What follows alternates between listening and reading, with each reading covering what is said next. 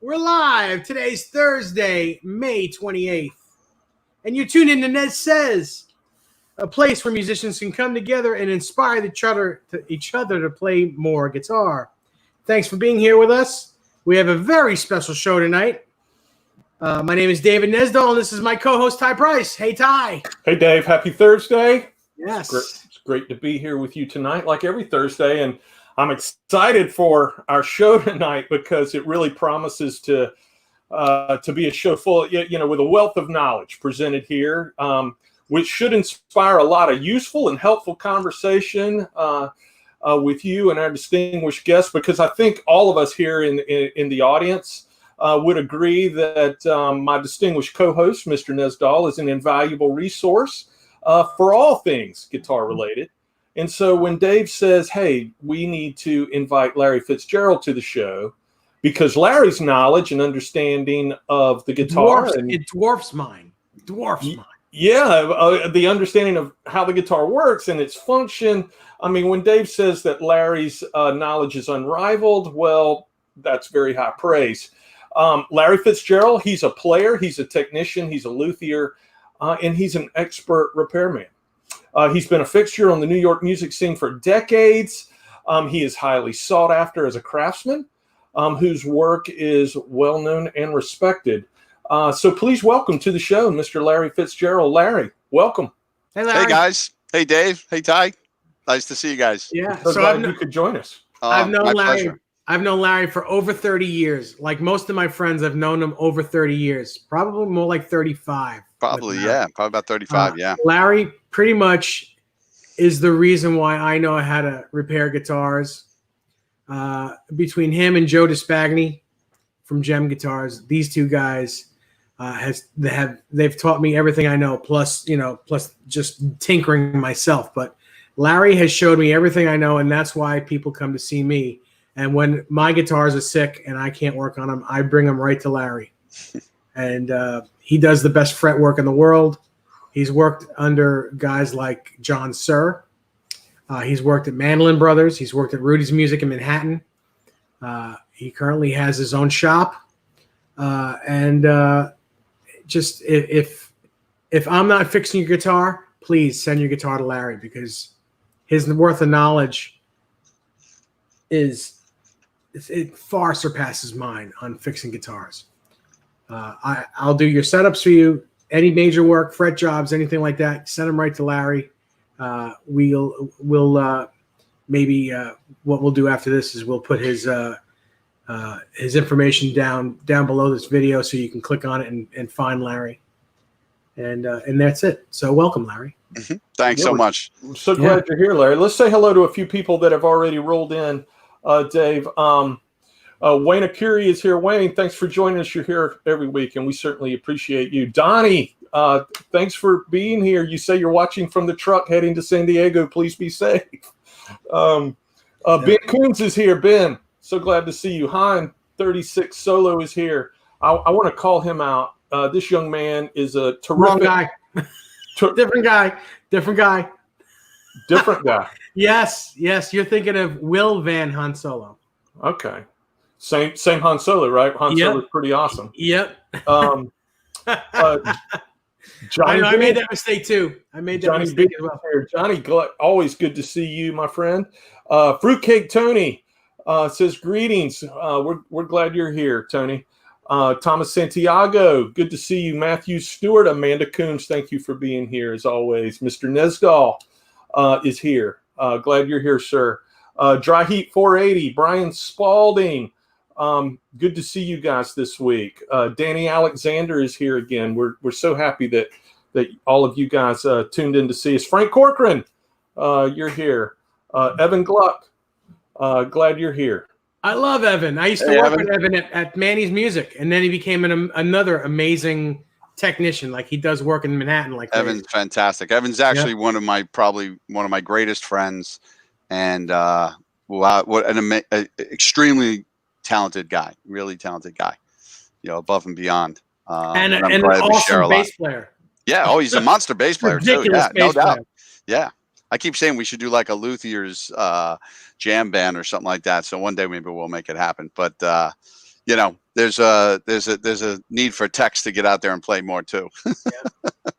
Yep. So Hugh Caldwell is here, and my buddy Jack Kavalowitz from Rock and Roll Amps. Hey, Jack. Jack is also a he's, maestro of the amplification system. Yep, he's the guy that 100-watt plexi behind me is Jack's amp. I gotta have one and see. And my tweed that is a little sick right now that Jack's repairing. Little rock and roll amp back here. Yeah. Yep. That's cool, Jack. Thanks for joining us. Jack actually did some work on a guitar of mine. Yeah. Some time ago. Dave took him. Sean Zimmerman's here. Hey, Sean.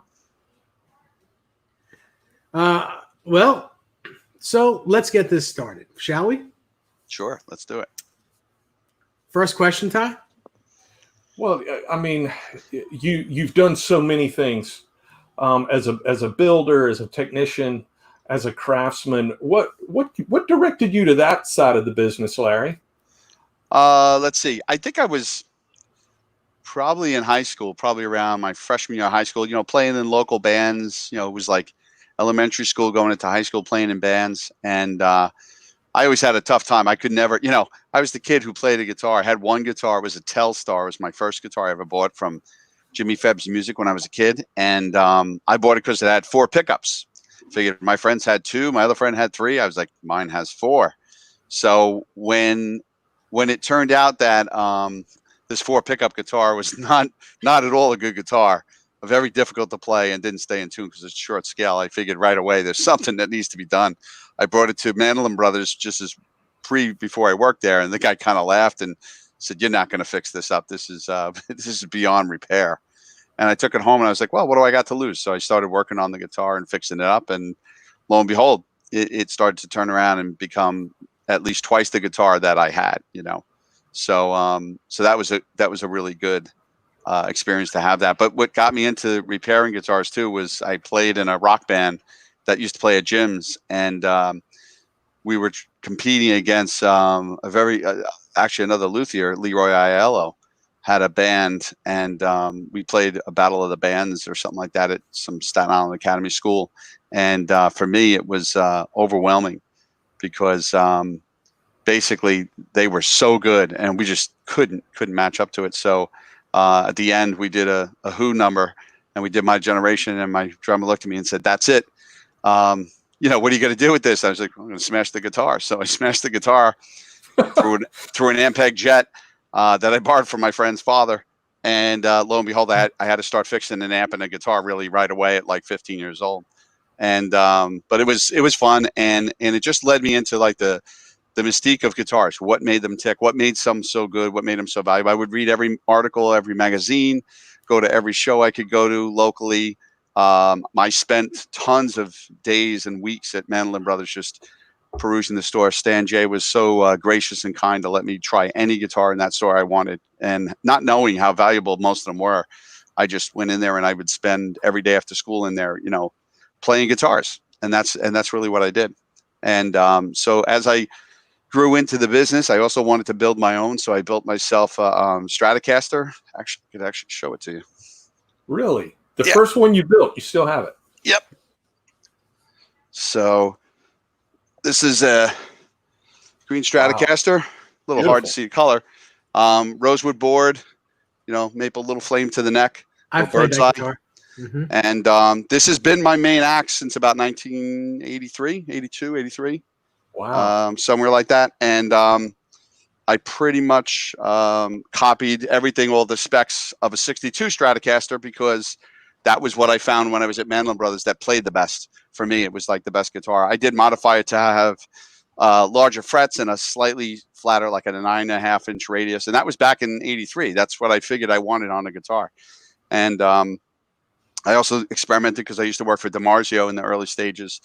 And I was making pickups, and I try to, you know, make some things that were interesting and could make it different, you know, to maybe make it unique to myself. And that's how I started doing that. But I got tinkering with trading out pickups, swapping things, shaping necks, fretting guitars, doing all kinds of stuff. And then I got challenged by the repairs that were on a higher level, like old Martins and stuff like that. I got really curious by going to Mandolin Brothers. they had such a great array of pre-war Martins and these great instruments. I'm like, what makes these things so good? So it was just a curiosity of what makes a guitar great. So early on in '83, you're building a 62 spec Strat, and you're modernizing it for a better. Is it safe to say a better playing experience? Yeah, exactly. I mean, I basically had a friend of mine who had a Fender Strat at that time. So he had maybe it was the first series of Fender Strats that Fullerton reissued, was the vintage reissue series back in '82. And I loved it. I loved the guitar. I just didn't, have the money to run to Manny's at that time and go buy one. I did go and play a lot of them there. And I came back home and I said, can I borrow your guitar for one night? And he said, yeah. So I spec'd out the guitar. I drew it all out, made templates for it like the next day, cut everything out. And I just ordered some wood and I said, let's go make a guitar.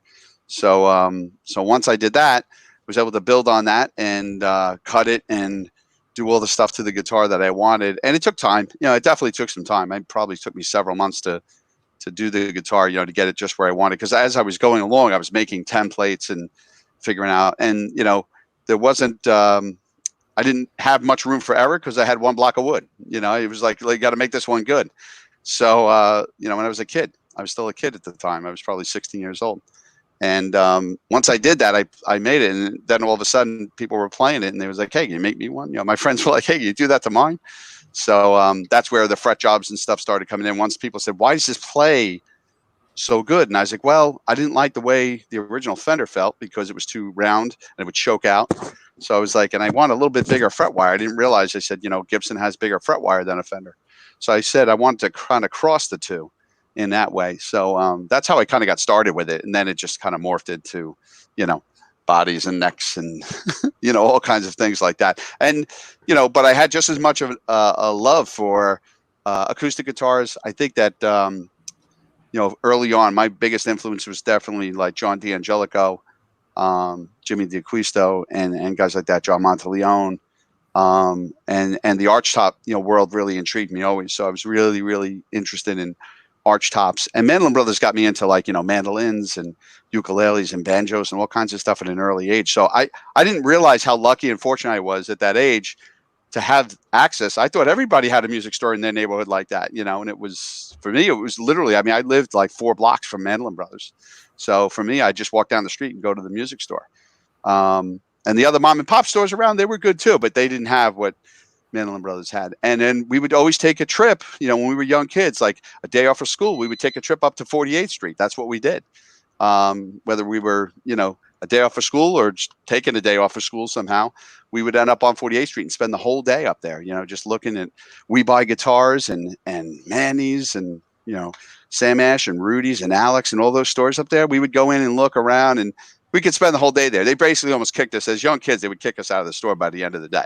Yeah, we've tried everything we could try, I remember that. I used to do the same thing. 15, 16 before you're driving. Yeah. Take the train to Penn Station and either walk up to 48th Street and walk the block all day. Then take like 15 or 20 minutes to get a hot dog. Yeah, just something to eat and then get back right on the block. Yeah. You spend time in Rudy's. Rudy was kind of nice. He didn't, at that age, he didn't really let you play the good stuff, but you could play some stuff.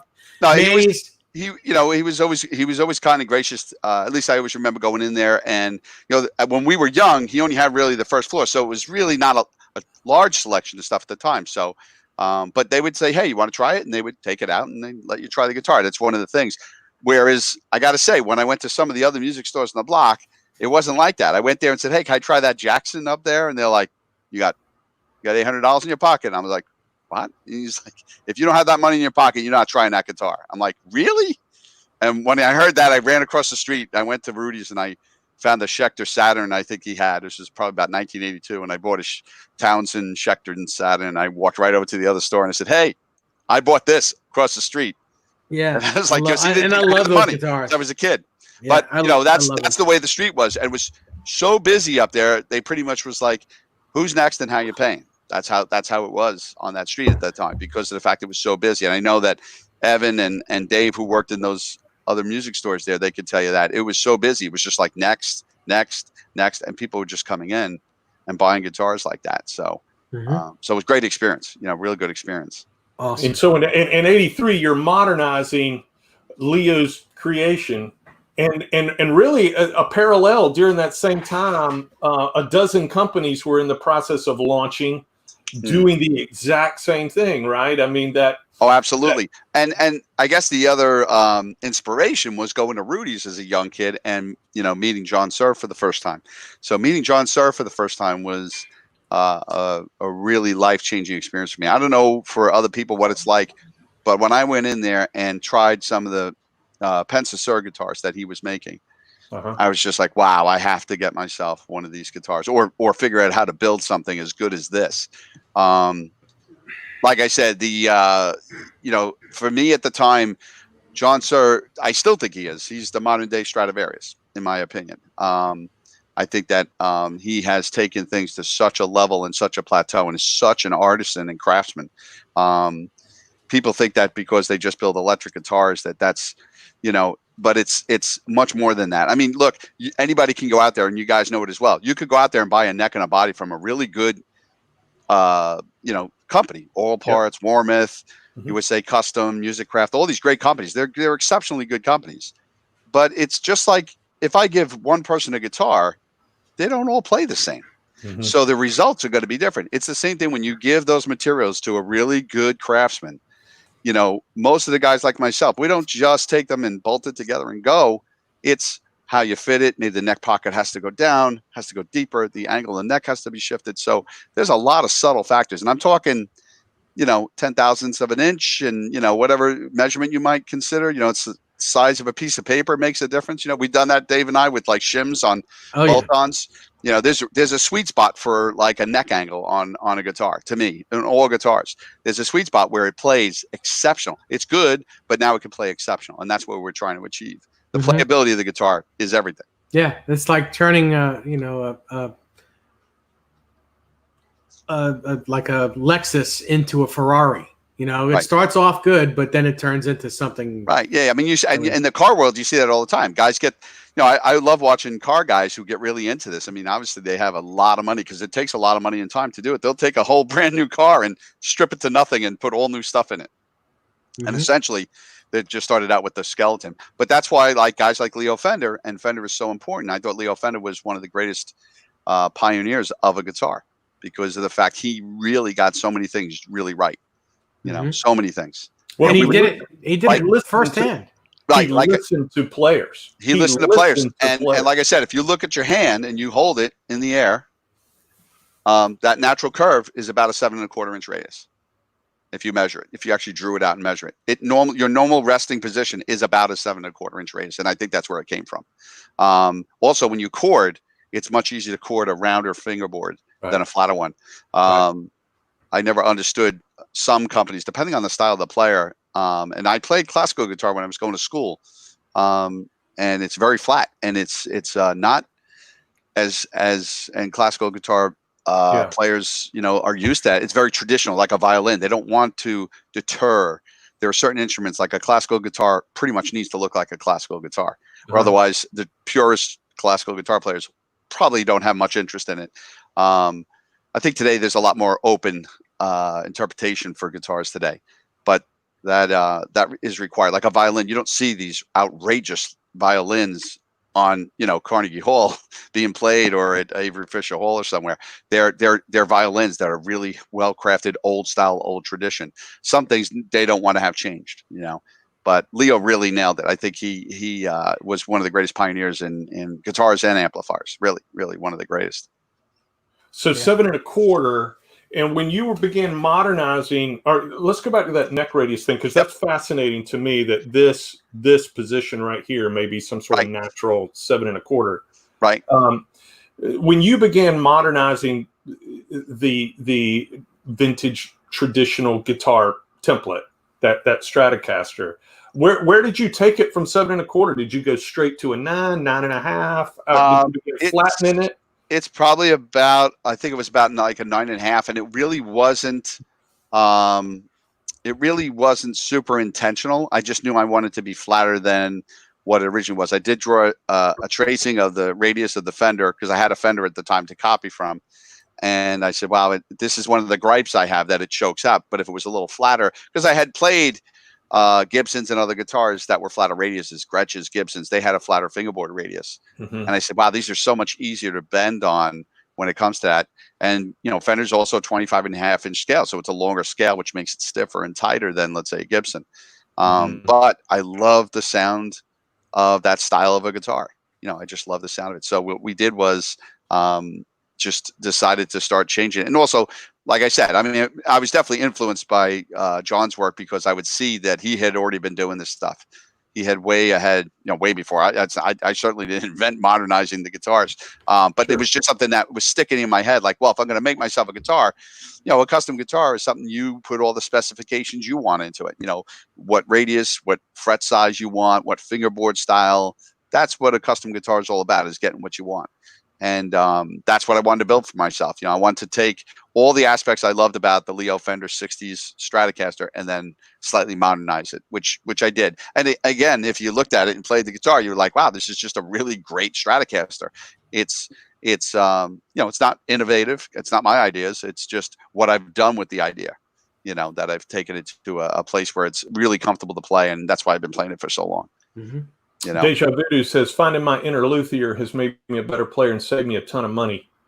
I hear you. As a player, I wish I knew more about the inner workings of a guitar beyond my basic knowledge of how things work. But isn't it interesting that as a player you can pick one up pretty quick and make a determination whether it plays or not? Well, I'm sure you guys could agree too. When you were first starting to play guitar, we didn't really know much. We were young. We were just learning how to play. I mean, before you learn how to play beyond some bar chords and pentatonic scales, you're trying to figure out what the guitar is supposed to do. Am I even playing it right? That kind of thing. My technique is you're looking at all your favorite players and you're influenced by, obviously when you start to be influenced by so many great players, you start to take on their style. And that's how we all learn. We learn from other people. We take things from other people. And in guitar building and repairs, it's the same thing.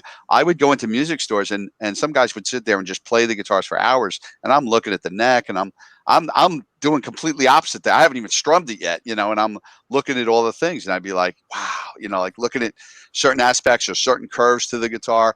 Those are the things that really intrigue me. And then, then I plug it in and I'd hear how it sounds. But yeah, I agree with you. At the stage where you start to play a ton of guitars, you have an acute sensitivity to this is a great one. Like, Dave and I have gone through stores before and went, wow, this one, we open the box of a guitar, but like, this is, we all, smile and get excited. And that first strum of the chord, man, you could tell as you've been playing guitars, and I'm sure a lot of guys on here would know as well. A lot of guitars on there you pick up and you play within 5 minutes, that guitar is for you. You'll know. Yeah. Hugh Caldwell says, why do some guitars, especially Strats, feel stiff to play?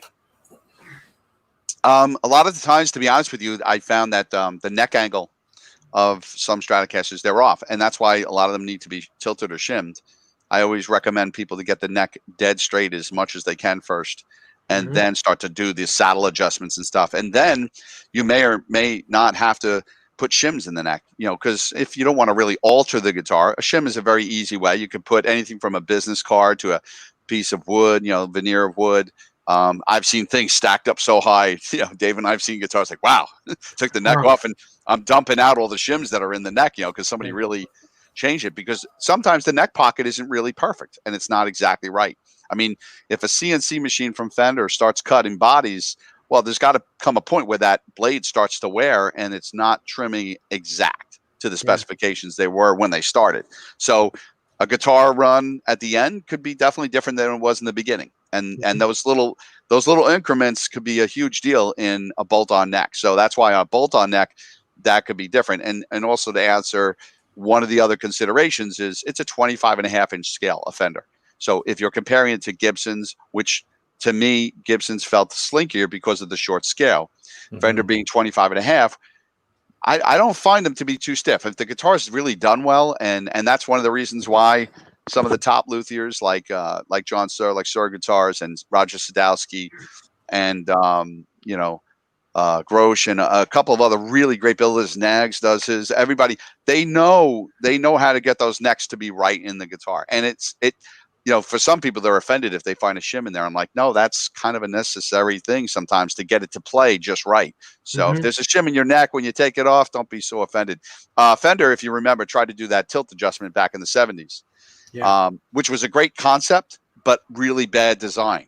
Of course, Leo was out of the picture by this point, because what they did was when you pushed that little piece underneath the neck, it ended up pushing up the fingerboard, and the neck would warp. You're kind of really tightening up those neck bolts, and you're actually pushing up the physical fingerboard by that tilt adjustment. So I tell people, take that tilt adjustment, throw it away, take it all the way out of the guitar, and don't ever use it. Put a shim in there because it won't do damage to the neck. I see more fingerboards with a flipped up area in 70s basses and strats and tellies that I've ever seen, because the neck has been compromised because of them tightening up the bolt so much and pushing up that centerpiece. So I tell people, take that thing out, put it aside. If you need to tilt the neck, put a shim in there. And most of them, that was the era. And I think that might have been a reason they put it in there. That was an era of really, really different neck joints. They were really, I couldn't take one neck off of one Strat from the 70s and put it on another 70s Strat neck. It wouldn't work. I have a question. I have a question for you that's not music related. Well, it's music related, but not guitar related. Yep. Has anyone ever told you that you look like a young Paul McCartney? No, not at all. No. On this video, that would be a compliment, but that's not true. He's still better looking than me, even in his age. You look like a young Paul McCartney. People are going to start saying, "Hey, you're right." Evan says, finding my outer luthier has made me a worse player, but made me a lot of money. So, Evan, I agree with you. Ain't that the truth? This is for sure. Kenny Dave says, I always shim a bolt on. Yep. Yeah. I mean, that's a common practice, I think, for many people who have a lot. I can't even name or number how many Stratocasters I've owned in my lifetime, but there are a lot of Telecasters, Strats, P bass, J basses. And I just love them. I like the idea I could swap necks and change things around and change the whole kind of guitar. If I want a maple neck, I throw a maple neck on there. So there was a lot of advantages to that. To me, it was like the Fender Stratocaster was kind of like the Ford Mustang of the time, for like a 60s Mustang, because you could change all kinds of parts and do all kinds of things to it. And, I still love all the other stuff. I mean, there's so many great things about a 335, a Gibson Les Paul, a Gibson SG, a Les Paul Jr. But the thing about them is they're all very different guitars. They feel different. They make you play different. When we think about it, when we pick up a Les Paul Jr., man, I just want to crank that amp and I want to play some power chords and just hear that luscious ring from that P90 pickup coming out. It's one of my favorite sounds. It's I mean, hearing guys like Leslie West when we were younger and hearing those guys play, I was just like, wow, I got to get one of those. And meanwhile, when Dave and I were walking 48th Street back in the day, we probably should have picked up at We Buy Guitars all those 50s Les Paul Juniors for under $300. That's right. But the problem with We Buy Guitars is they let you in the door from the outside, but they wouldn't let you into the store. Like and it wasn't like you could go in there and sit down and play. They were just like, here's the guitar, sit right there and play it. Yep. They didn't let you into the physical store. There was a little alcove just outside the doors, or just inside the doors. Yeah, like a little porch area where they'd sit you with a guitar, but they didn't want you in the store because, God forbid anyone stole any of those things. But right. So, Larry, you began this conversation when you were talking about modifying or building your first Stratocaster, and you said, I really wanted to find out what made a guitar good.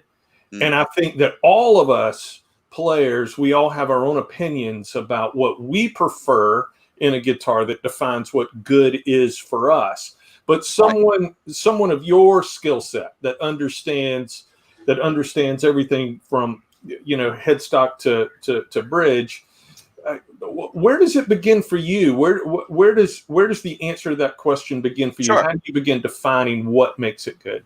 Okay, so a great question or an example people ask me about that, like what's important in a guitar like Stratocaster. We'll just use that as the example. And I said, well, everything's important.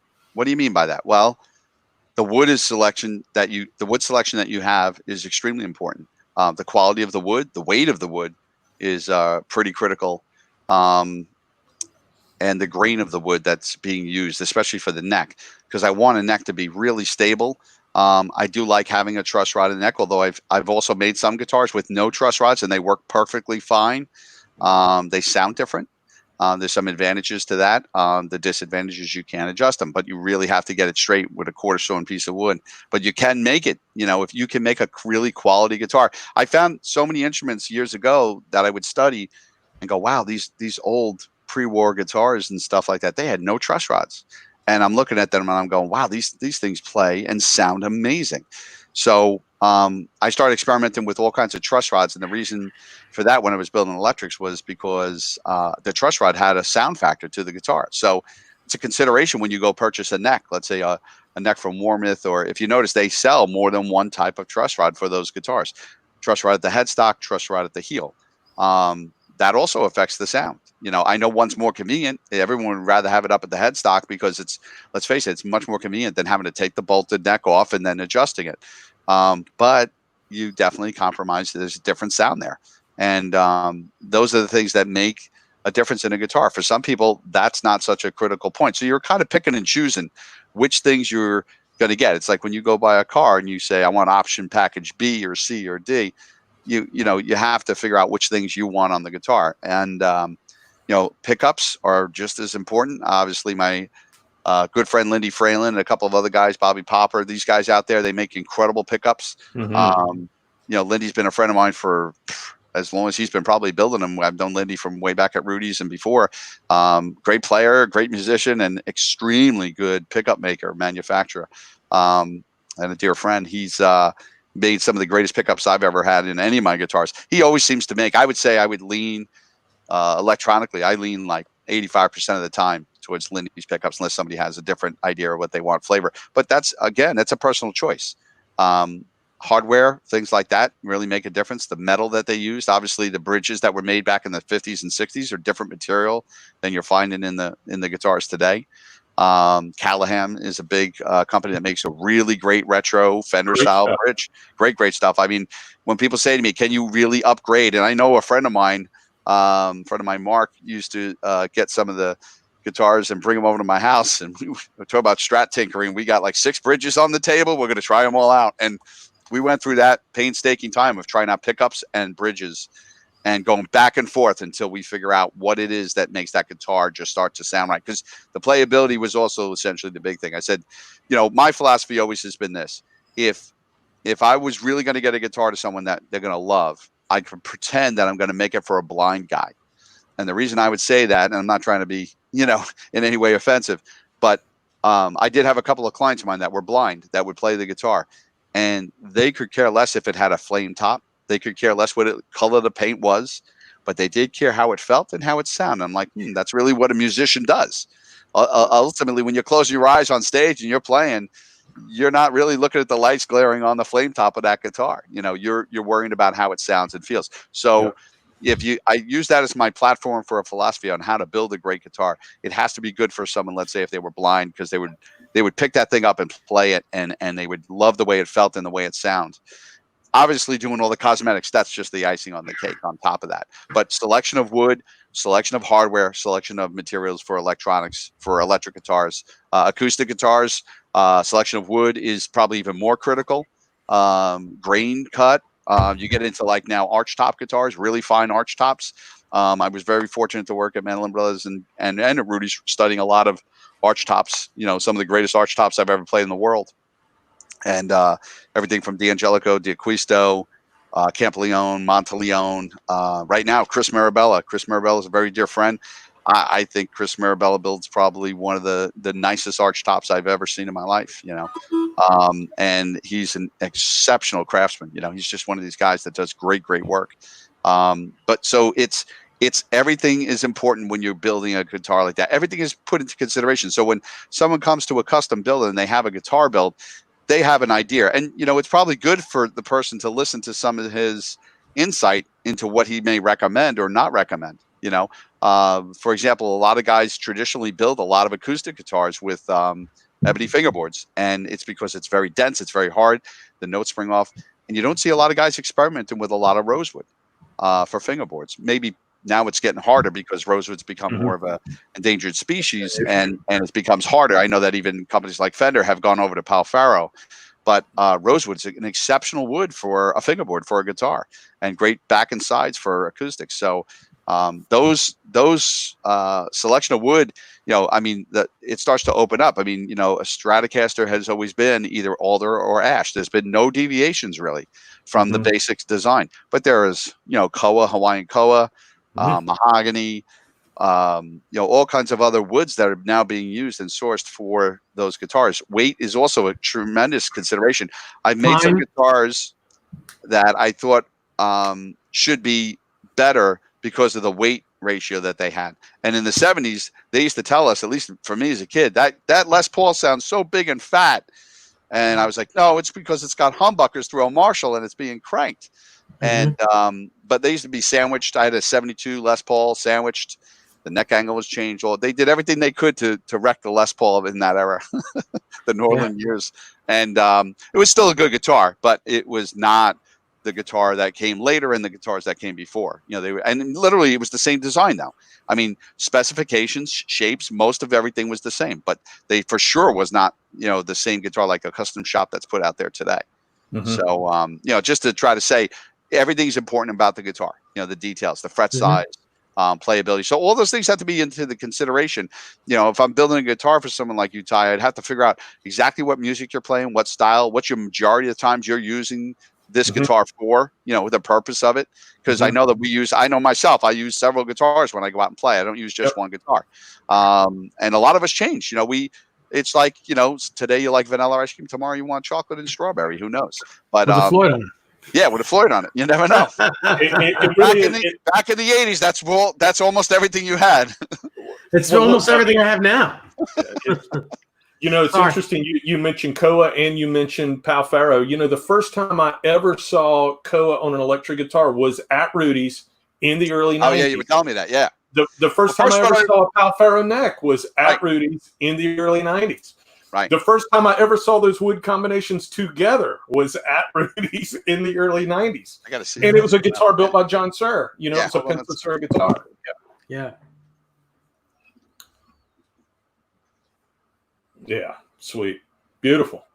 Oh, is that yet another one, or is that one that that's the Koa one? Is that the one that went to your son? That's the one. I've been fooling around with different pickups in it right now, and it's also this is a Hawaiian Koa Strat with a rosewood pickguard, and it has a rosewood neck, solid rosewood neck. Yeah, that guitar is just ridiculous. Yeah, it's pretty ridiculous flame on there too. But I love it. It's a great sounding guitar too. It's a really good sounding guitar. It's a good usable wood. I love the finish. The color of it is just so beautiful. But yeah, like you were saying, I remember I think it was Red Beach that he really made that first custom Pensa Suhr, which is what his model, I guess, as it went out there through maybe Ibanez, I think, made it for him. Yeah. But it was a Red Beach guitar that was made. A lot of the guitars that were started at Rudy's became other instruments through other companies later on, but John usually had a hand in it somehow. Yeah, beautiful stuff. And that guitar, that one you just had in your hands. Yep. Boy, I remember myself and someone else were fighting over that. We were both wanted that guitar, and you were like, "No, it's going to my son." Yeah, my son was like, "You better never sell that thing," because you know what it is. It is like stunning. I mean, you'd have to see it in pictures to see it up close to see how beautiful it really is. And I told him, I said, I don't know if I can get another piece like that. It's just, that's the thing about only time Larry never sold me something. Yeah. We've had a few more people roll in, Dave. Let's say hello to Cameron Brown is here. Yeah, Cameron. Cameron, one of the best guitar players on the planet. And a Suhr. We were just talking about John Suhr. He's a Suhr artist. Mm-hmm. Yep. Ed Dano's here. Good to see you again this week, Ed. Ed, by the way, I just got the book. I'll have Andy sign it during the weekend, and I'll get it out to you probably Monday or Tuesday. Boner Jams has joined us. Good to see you. R2R3 Locky Nut, thanks for joining us. Glad you're here. Yeah, my mom is here. Beverly Cooper tours. My dad is also here. Richard Nesdahl. Thomas Santiago. And they keep rolling in. Everyone keeps rolling in. All right, so let's talk a little about how you became to work for Manlin Brothers and then Rudy's. Okay, yeah. Or did you start at Rudy's first, then go to Manlin? Well, actually, it started out for me. I think it was about 1983. I worked in the summertime. I was about 16 years old. I worked for DiMarzio. So my first job really in the business was working for DiMarzio making pickups, and I worked in their factory, pushing bobbins in and doing all kinds of stuff. I worked with a really two talented guys, Eric Corpus and Steve Blucher. They were really talented guys in their field. They know their stuff. They're still there. They still work there. I mean, they've been there for a long time. Experts in the field. And Larry DiMarzio was a really innovative guy who came up with a great design for a company to build pickups. Who thought to just build pickup replacements for a guitar would be as big a business as it is? And it launched off incredibly and very successful. I grew up there in Staten Island, so it was very close to me. Mandel Brothers, obviously, I was very familiar with, and I was always there. And what I did after that summer was I went away to a place called the National Guitar Summer Workshop. And I started taking repair courses. They had them. They offered them. And it was way upstate New York in New Lebanon, New York. And it was a gentleman named Joe Concoli, who Joe is the head of the repair department at Elderly Music for a long time. And extremely talented guy, really great Martin guy. Makes some of his own custom shop Martins, his own custom Martins, I should say, style guitars. And a heck of a guy, just a really nice guy. So he was the first guy I really learned anything from. Him and another guy named Steve Arenshield were there. And I credit those two guys for really inspiring me. And then I started getting involved with buying stuff from like Stuart McDonald and stuff like that. So then I got involved with Dan Erlewine and finding, who this guy was. And I'm like, wow, he's like the godfather of repairs. So I picked up everything I could about him, his book, everything I could about learning, his videos. And then I went to a couple of seminars and Dan was one of the, expert clinicians for it. And it worked out real good. And then right after I left there, that following year, I finished up school and I went to work at Rudy's. And I was a young kid. I walked in there. The first day I walked in there, long hair, ripped jeans, go to get my job. And they kind of laughed and chuckled and kind of sent me on my way. And I was like, I had these like resumes with like, I worked at DiMarzio and worked at a convenience store, like that's it. You're 17, 18 years old. What do you really have in your resume yet? And I went back home. My grandfather was the one. He said, you should get into this. He goes, because you're not a gas station on every corner. He says, you have a skill that no one else really has. You're going to be sought after. And I was like, I didn't think much of it. I was like 17 or 18. And then he says, good, tomorrow you're going to go back up there. And I was like, what? He goes, did you go to the other stores? I'm like, and I went up there intending just to work at Rudy's because I wanted to work with John Suhr. I did not want to work for Manny's or Alex or any other place. I said, Rudy's is the only place. I liked Rudy very much. I liked Dean, who was working there. And I said, if I work, I'm going to get in this business. I want to learn from the best. I don't want to learn from just anybody. I want the best. And that's just the way I approached it as a kid. And I went in, tried a bunch of Pensacers while I was there. And I was like, man, I got to learn how to make these guitars. So I went in there the very next day. But, my grandfather said, okay, you got to look more professional than that, And I'm like, this is the 80s. I was like, everybody's wearing long hair and ripped jeans. So I got my hair cut. I wore a cleaner pair of clothes, went in there and they laughed. They were like, you were just here yesterday. And I was like, yeah, I know. I wanted to know if you had a job today for me. And so they kind of got a good laugh at it. And then I went back home. My grandfather's like, did you get it? I was like, no. He goes, good. Now you got him. He's like, now you have to go in there, be really dressed to kill and go in there and, just tell them how badly, you want to work or whatever, come up with something.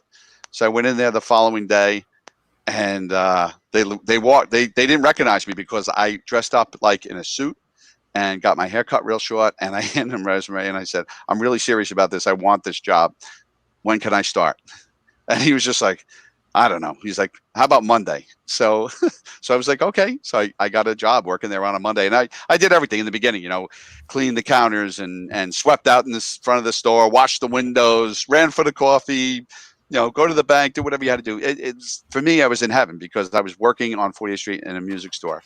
And within the first couple of days there, I start watching all these famous guitar players coming through the store. And I just couldn't believe how many guys were coming in there.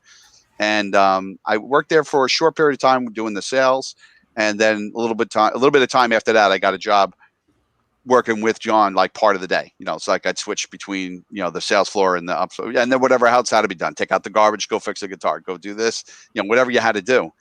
And I did that for a period of time, maybe about a year and a half. And then I stopped into Mandolin Brothers just to say hello to the guys there, and they just happened to need somebody. And they said, look, we know you're working at Rudy's and you're doing really well there. We hear some good things. And we just wanted to let you know we're not, you know, rocking the boat, but if you want, there's a position open here. And that really intrigued me, because by that point, I'm really getting into the repair end of the business. I'm really getting into it. And I said, wow, I would really love to learn to work on some of these really old Martins and D'Angelicos and guitars like that, to just to be able to even study them, to be there. So, so I got the job, I took it, and Rudy was like, you're not leaving. Even the day I was, you know, I gave him 2 weeks notice and said, I'm going to be leaving. He's like, you're not really leaving. And you know what, the truth, it was really hard to leave, because Rudy was really good to me and we were really close friends. And same thing with Dean. I loved it. I didn't leave for any other reason than to really grow. I left there to grow as a luthier and as a guitar repairman and stuff like that. I wanted to learn more. I wanted to have, this was like going on to college for your master's or doctorate's degree, I guess. So I went to Mandolin Brothers. At the time when I worked there, it was Flip Scipio was the head of the repair shop, and Leroy Aiello was kind of like the other repair guy there, who was also exceptional. All three of those guys, I mean, that were working there at the time were really exceptional. I know Woody Pfeiffer was one of the guys that worked there previous to all of them. So they were always known to have exceptional repair. In fact, I think John Monteleone worked there when he was younger. Wow. And so it was kind of you know, it was a big name of a store and a brand to go to. And I was fortunate enough to have the two of them where I lived. And I knew them really well. And I think we always personally got along really well, and we're great guys. I learned a lot from Flip and a lot from Leroy, working next to these guys. They were also good musicians. You know, each guy does things differently. So that was the cool thing. It's almost as if when you would work, they would give you a guitar to work on and say, look, this is the way I do it. You could work on it. You could do it whatever way you want, but it's got to come out at least this good. And so we knew there was a standard of how good something had to come out of a shop like that. So we respectfully did that. We also weren't rushed. Rudy's was much more of a fast pace, and Mandolin Brothers was much more of a relaxed, laid back. That's why you could do detail work.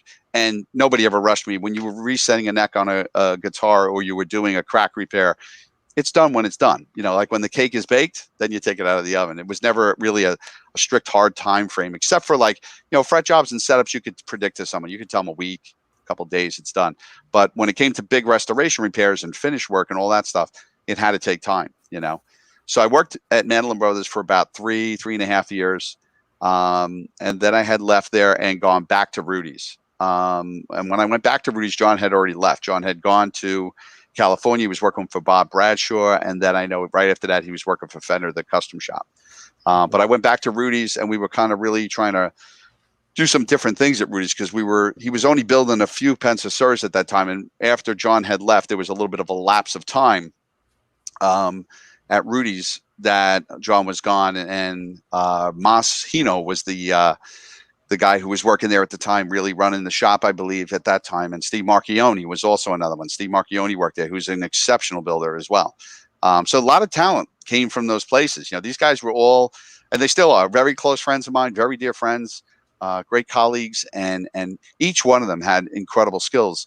So by the time I went back to Rudy's that time, it was probably like the mid to early 90s. And we were really just on fire with doing all kinds of guitars, building. We built, I think, over 160 Pensa guitars at that time. And I think the year I looked at the stuff before that, they were doing 30 or 40. So we were able to, you know, get up the numbers, because I hired another guy. I hired a really talented guy named Paul Blomstrom. And Paul was like my right hand over there. He really helped me out a lot.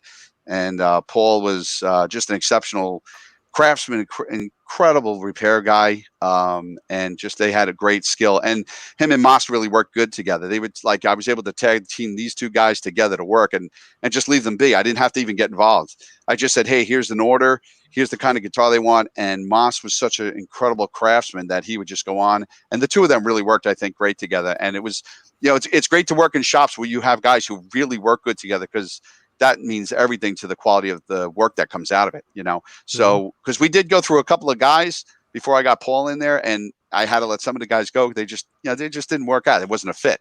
you had to get people that fit well together, especially we're crazy artists. So we have to, it's like being in a band, you know, you have to get guys that fit in your band. They may be exceptional, but they have to work for you. They have to work with you too. So in a shop scenario, that's a big deal. And in Rudy's, it worked out well. I think I had, at the time I was working there, it was 5 guys altogether. Vinny Sicoccio was another guy, exceptional repair guy. And another guy named Carl Casatano, another guy, great repair guy at the time. And, you know, that was that was a well-oiled machine by the time I was there until about 1996. That's when I had left there, around that time. And then I've been doing my own. Listening to these stories, Larry, it sounds like that you guys really embraced a progressive artistic culture there, because knowing a lot of the guitars that you guys were building at the time, while you were using these traditional templates, these traditional S-style guitars, right, you guys were really embracing the tools of the time. You know, you guys were building guitars with EMG pickups. You were building guitars with Floyd Roses, and you guys were really, I mean, you were building flat radius guitars and big frets, and I mean, you were making player guitars with these high quality components. What do you attribute that culture to? Was it okay? So who was driving that bus? So most of it, I think, was also inspired by the players. Like guys would come in, and I see Hugh had asked a question here. Did you see the original Pensacola Knopfler? Yeah, I was there when they built that. I have actually photos. I don't think anybody has. I might have to post them up somewhere. I have 2 photos at least of the guitar body being made. Before it was even painted, and then I think after it was painted. But Mark Knopfler was an incredible endorsee of the Pensacola guitar. And Mark is probably one of the most unique guitar players I've ever heard. Mark probably was the most, I would say, guitar player that would come in that store, you know, and he would just sit down. He was so natural. He'd just sit down, have a cup of coffee, read a paper, and then play guitar. And, you know, sometimes I would sit there and pinch myself and go, I'm hanging out with Mark Knopfler, and he's just sitting here playing guitar. And I remember when Brothers in Arms came out, you know, we had a bunch of guitars that we had fixed up. You know, he'd bring a ton of guitars on the road for the tour. So he'd bring his Pensas and his Les Pauls and his Strats and Tellys and other guitars he had. So we'd fix up a lot of his guitars for him. Anytime he came into town, we would fix up all his guitars. And I remember one of the other employees, John Salvaggio, was a great guitar player, worked at Rudy's. And we were trying to figure out when Brothers in Arms came out, how to play Money for Nothing. And I kind of laughed because he was out one day and Mark came in. I was like, Mark, show me how to play Money for Nothing. Because we couldn't figure out the riff really. You know, we would always get it, but not quite. And Mark showed me, and I was like, you know what? Unless he showed me, I would have never figured out how to play that riff. And the next day, my friend John comes in and he goes, I said, I figured out the riff. And then I played. He goes, how did you figure it out? And my friend Dean goes, don't be so impressed. Mark came in and showed him how to play it. So, but it was, you know, just stuff like that was really, you know, really good. But the players, to go back to that question, the players really dictated. Guys like Steve Stevens, guys, you know, from all different walks of life were coming in there getting guitars, and they were very specific with what they wanted and how to be done. The great thing is the amount of trust that they would have. You know, I remember I was being there one day and I get a box shipped in, and I look at the box and it's like 5150 Studios. I'm like, what the heck is that? And I think I told Dave the story, and I opened it up and it's one of Eddie's necks. You know, he just sent the neck. He did, and you know, Eddie does a lot of work to his guitars, but when he knew when it came to frets, he was like, send it to Rudy's. And so we refretted, you know, John had refretted the guitar for him, and then we refretted it and we shipped it back. But we were all like, wow, this is Eddie's neck, you know. It was just some piece of history right there that you were dealing with, you know. And after a while, it became kind of routine, you know, like to do stuff like that. Like I worked on one of Peter Frampton's guitars that had broken headstock, and I did a great guitar for James Taylor, had an incredible Olsen guitar. You know, bridge came up and fixed that. He was doing a recording, some guitars for Pat Metheny. But these guys were coming through the shop there on a regular basis. I mean, after a while, they just became clients, but they became good friends. These guys became really good friends, and they were incredible guitar players. I mean, I love playing guitar, but I know where I am as a guitar player compared to these guys. I just knew, you know, I'll sit and watch. You know, it's like. But you know, there were many times like Mark Knopfler came in to play with Chet Atkins, and they sat down and they started playing, and it was like, before you know it, the store's packed, you know, because they got these two guys, these two legends. And meanwhile, they're going up to play Radio City that night. They're just hanging out in the store playing, and then they're going to go play the gig at Radio City later on. And that was incredible stuff. Tell us the story in 1996 when Eric Clapton called and said, "Can you fix? Oh my God, can you fix my Red 335?" Well, it was. Let's see. He had his guitar tech was Lee Dixon, and Lee was an incredible guitar tech. Great guy, knew his stuff, really did well. And I would get phone calls usually from someone like Lee to either go to the studio or something like that. And one time we had to go and pick up the Red 335, and went to the studio, picked up the guitar, came back, and one of the saddles, they had the nylon saddles on them. And it's a pretty funny story because the nylon saddle, which one of them was chewed away completely, so that the balance wasn't really right on the radius, and the other one was just missing. And of course, you don't just find nylon saddles around, especially vintage ones. But and it was really kind of strange. But we had, I think, a Super 400 in our showcase downstairs. And I went downstairs and I pulled out the Super 400. I took the saddles off the Super 400 and put them on Eric's guitar, and then put the guitar. And Rudy kind of went a little nuts on me. He was like, "What are you doing?" I was like, "It's for Eric Clapton." He goes, "Okay." And but it's a great story. It's like, it's one of those things. And I was like, "We'll find other, saddles to put on the guitar." I said, "But this is something we need to do. You have to do this, Yeah. And but it was great because you would sit there and touch one of these guitars and feel it, and it was incredible. In fact, when he got, I guess when he did his Journeyman record, I had gone to the studio several times. Now, this is all before cell phones and all that kind of stuff. So I remember Rudy talking to Lee Dixon on the phone saying, "Yeah, I need a bunch of Eric's brand new Fender model guitars to be worked on." So we had to do like level and polishes, new nuts. He had a lot of requirements. So we went there, and I went there to pick up a bunch of guitars. I remember having this taxi cab driver, and I said, "Look, I'm going to give you," and I made Rudy give me like a bunch of money. I was like, "Look, I've got $100. You're going to stay right here and don't move." And you can't tell a taxi cab driver in New York City to do that. But the guy, gave me his card, and I said, "Look, stay right here." I said, "I'm going to give you $100. I have another one if you stay, and I'll give it to you on the way back." And it's only about a 5-minute ride. So, so the guy stayed, and I was able to go in. I think we had like 8 of his guitars to take back. And in New York, I'm not going to walk around. There's no way I could take 8 guitars easily back to a store. Especially Clapton's guitars. Yeah. And I was able to get them in the car and bring them back. And Moss and John worked on all these guitars for them.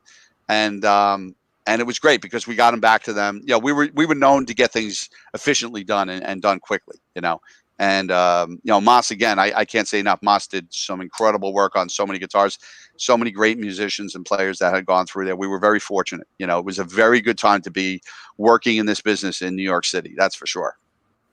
Yeah. Larry, how have pros like yourself and all the names you've mentioned tonight, I think we owe you guys a debt of gratitude in raising the game for all of these other manufacturers, right? I mean, you were taking their product, right? You were making them this much better, forcing them to to improve the product line, forcing them to offer more things through their custom shops. And so you guys were really important in the advancement of a lot of these instruments, and what we and as players today, what we actually demand in these instruments today. Right. I mean, if you play guitars back in the mid to early 80s, your standard guitar from Fender and Gibson was probably, I would consider, mediocre at best, unless you really had it worked on or modified. I never could play most factory guitars unless they were refretted. And I know Dave would get tons of guitars, bring them right to my shop and say, he's like, "Look at this brand new guitar." I'm like, "Oh, it's gorgeous." He's like, "Yeah, fret it." And why? Because he liked jumbo frets on his guitars, and he liked the fingerboards to be dead straight. So we were already modernizing guitars like that for guys. Guys would come in with, unfortunately, 1960s Strats and say, "Put a Floyd Rose in this in the 80s." And I would cringe. I'd be like, "Yeah, why don't we just build?" That's how we started to build them. Said, "Why don't we just build you a custom version of your guitar?" Because I didn't want to cut it into their 1960 Strat. I'm like, "This is a 1960 Strat." I had a lot of regard for that even back then. There were a small handful of guys that we just did it because they were forcing us almost to the point where we were more afraid of them bringing it to other places we knew and they would get butchered up, because we saw a lot of butchered up guitars that we had to repair, that were not in good shape when they came back to us. We should have did it from the beginning, Yeah. So yeah, I mean, what it did was it really raised the level of all of these companies, even Fender. I mean, I think about how much the involvement of maybe John Sir's involvement with Fender Custom Shop, him and if you guys are familiar with a guy named Jay Black. Jay also worked with me at Rudy's. He worked at Sadowski's for a long period of time. He worked a very brief time at Rudy's. I was fortunate to be there when he was there. Jay Black is probably one of the world's most renowned Stratocaster and Fender authorities. And I love Jay. Jay's, I would sit there mesmerized by that guy's work. I mean, I wish I could work at the diligent efficiency that he could work at, and the detail to work. He really was an expert. He was a bit more of the senior to me, so I was a kid still learning, but I learned a lot from even the short period of time. So I wonder how much these guys, John Cruz, all these other guys at Fender, took that level of what Fender Custom Shop is today. Just like guys like Rick Gembar and those guys at Gibson. They were able to take their custom shop level stuff to another level. Yeah, they really did. I mean, some of the Gibsons that I've seen that Dave has had over the years, even this historic custom shop stuff. I mean, I've played I've worked on like John McEnroe's 59 Les Paul. Okay, one of the 3 lefties that are ever in the world. That guitar was a great guitar, a special guitar. But I got to say, I played a couple of modern historic guitars that rival that. That definitely come as close. I mean, definitely financially, it makes more sense. Mm-hmm. But there's still a validation to the vintage market because of the fact that there's only so many 59 Les Pauls. There's only so many 50s and 60s Strats around. So there's something to be said for that. Mm-hmm. But these companies, you're right. Ty, these companies had to step up the level. Not to mention, now you get to a point today where we are in modern time today. You have all these companies made overseas. Now we have tremendous CNC technology, which we know we can cut things to such great precision. However, the handwork, that stuff that's still missing, the handwork, that's missing from those guitars. The quality, though, of an intermediate to beginner guitar coming into the market is so significantly better than when I was a kid growing up.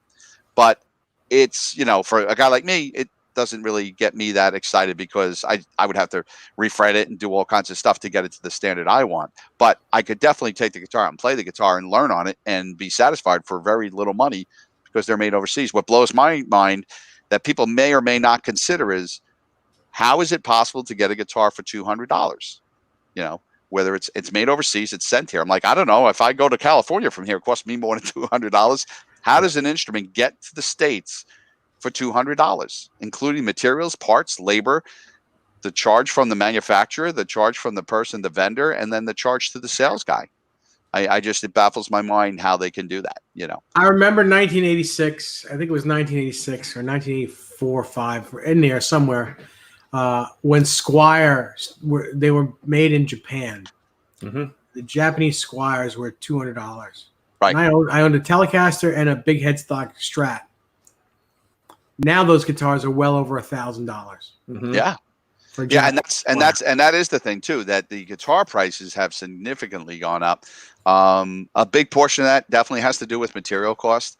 I pay probably 3 to 4 times for the same wood I bought when I started doing guitars. So I'm paying 3 to 4 times the price range for blocks of wood at wholesale that I used to pay for. And also it becomes harder to find. I mean, as time has gone on, it takes a long time to have a tree, grow. So if we cut down a lot of trees that are usable and has to actually be dried out for a period of time, it's going to take a while before it's usable. So you could cut a whole bunch of trees down this week, but it's going to even with the technology that we have today to kill and dry wood, it's going to take some time before it's wood, guitar grade worthy wood. Yeah. Yeah, I agree. But there's a lot of significant changes. A good example for Paul Reed Smith, he came out with the SE model, which I consider it to be an extremely good model guitar. When a beginner, the 2 guitars I usually recommend for people when they say they're a beginner, I was like, go get a Paul Reed Smith SE or go get yourself a Mexican Fender. You know, those are like the levels. I mean, you can get a Squire 2 today. Even a Squire is really decent. But those are good guitars that you could learn on and play for a while. I've had guys where we've modded them out and they love the guitar. So it's worth even doing the work because the material and the craftsmanship is so much better than it was when we were kids. Like Squires, when we were kids, we were like, oh, this is horrible. Can't get in tune. The neck is warped. It's twisted. It lasts a week. Get another one. It's like, literally they were like throwaways because, we really couldn't play them that much when we were kids. You know, we realized how many guitars did you probably go through when you started, when you were younger? And I have to say, I probably went through about 50 guitars because everyone was just, after about a month, I was already tired of it. And something wasn't right about it and had to get rid of it and get another guitar, until I started working on them. And then by that point I was like, oh, now I know what a good guitar is. Yeah. I remember. It was your earlier point. It was like we didn't really know, right? We just had the pursuit. It was just the pursuit of, and we were playing those things in spite of those things, right? Because we were bound and determined to run the race. Yeah, absolutely. And look, I mean, we were so influenced. We grew up during a period of time where rock and roll was thriving. I can't even think of how many concerts I've been to in my lifetime. I would go to 40, 50 concerts in a year, easily, on a regular basis. I'd be at Tower Records every Friday after payday to pick up a record or 10. Yep.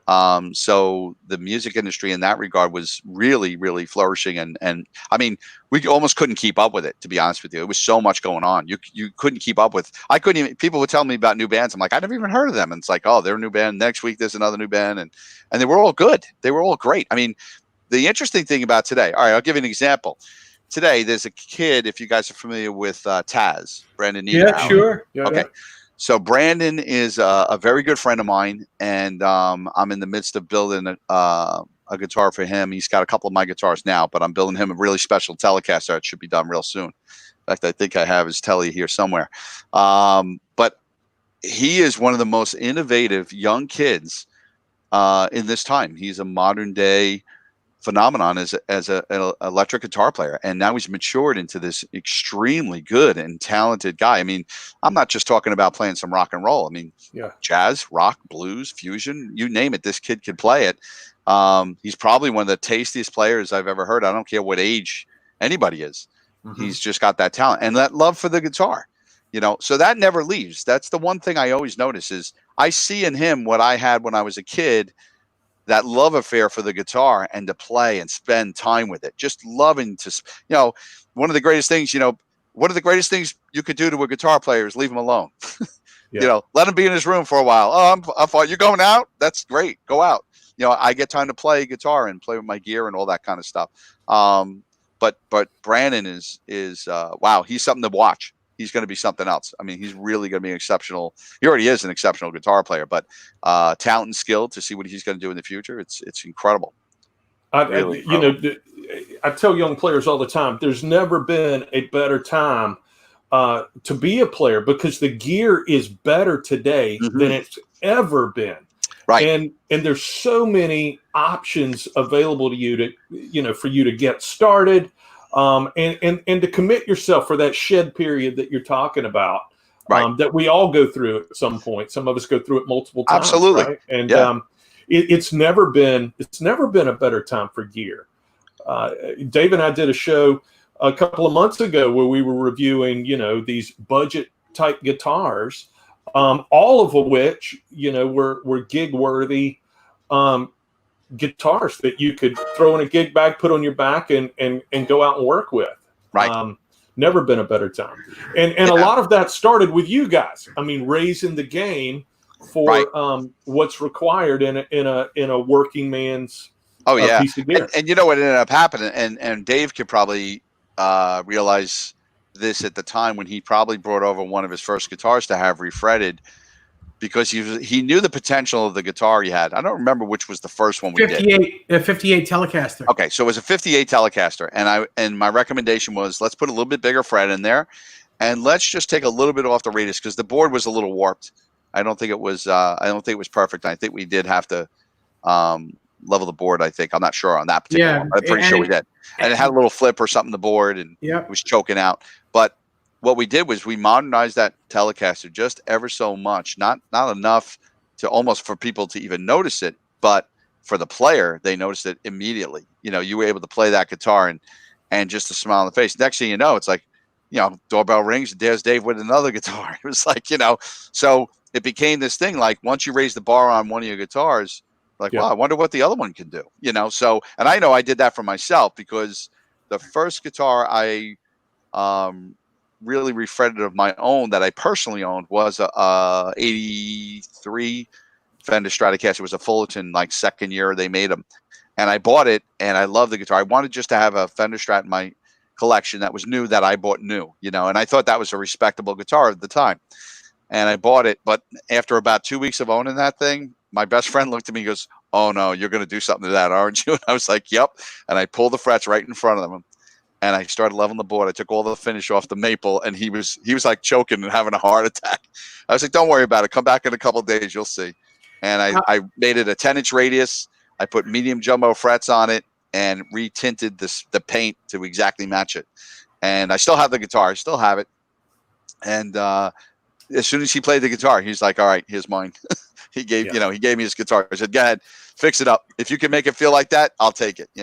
So just for everyone, that 58 Telly the first guitar that I had you do, not only did you refret it with big frets, playing the fretboard, and then put the finish back on the fretboard and make it the same color as the rest of the neck, he did it in 24 hours.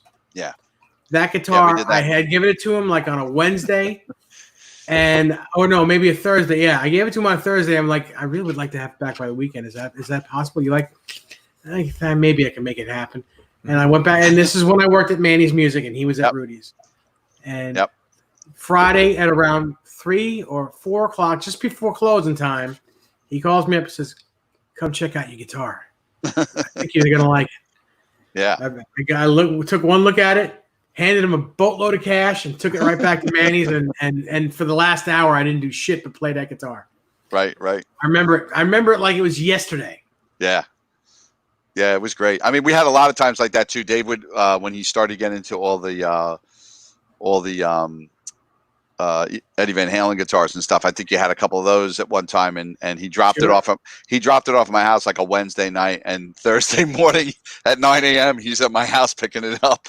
And it was done. But see, that's the thing too. When I was at Rudy's, we had a lot of Broadway show guys, and I remember I would schedule specific appointments for guys to come in. So we would kind of do technically what would be a rush job, but it's not. It's just that they needed it back quicker.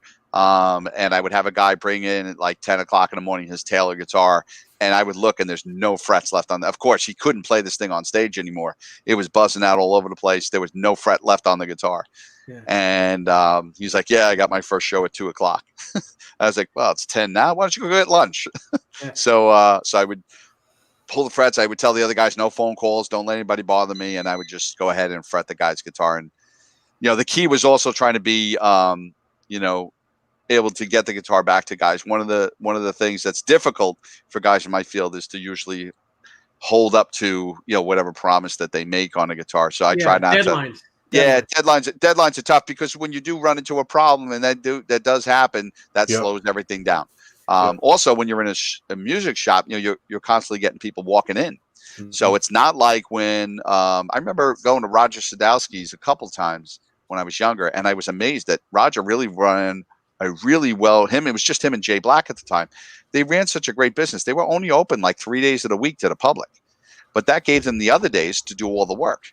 So 3 days was to really take things in, give things back, and then to do their schmoozing with their customers. And that seemed to really work well. And it makes sense, because there's nothing better than when you're working on a detailed job like a fret job, that you could do the whole entire job and not be distracted during the whole process. You really don't want someone bothering you when you're doing that. You don't want a phone call. You don't want to go. It's not that you don't like talking to people, you don't want to, but there's a time to be really focused. It's like you wouldn't go into the surgeon and say, "Hey, phone call." You don't want to do that to them. So talking about great talking about fret jobs, Headstock Harem has a great question. He says, your thoughts on a Plek machine. He's had 2 guitars plecked. Okay. I have a Plek machine over at Sam Ash. I work at one of the Sam Ash music stores here in Long Island. And we do have a Plek machine. And I met Joe Glazer many years ago. John Suhr also got me into the Plek a little bit because John was doing it. The Plek machine is an incredible tool. It's one of those things that you can put on a guitar and scan the neck and get such detailed information. It's like having an MRI for your guitar, really. And what's great about that, it lets me know whether I want the machine to do the work or I want to do the work by hand. It allows me to cut very specific in areas on the guitar that I can't do, you know, with the visual eye when I'm looking at it. So if I see a high spot, let's say in the D string area down around 12th fret, it's very hard to visually see that when you're sighting a neck. You can't see that with your visual eye. You could see it and feel it when you're playing it, but you can't visually see that. But the machine, when it scans, it could show you a graph of all that stuff.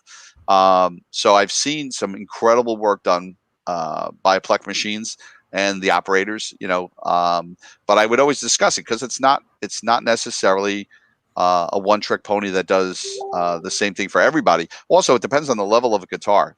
One of the things I try to explain to people, you know, you're not putting in a inexpensive $100 acoustic guitar and getting a Martin guitar coming out of it. That's not what it's doing.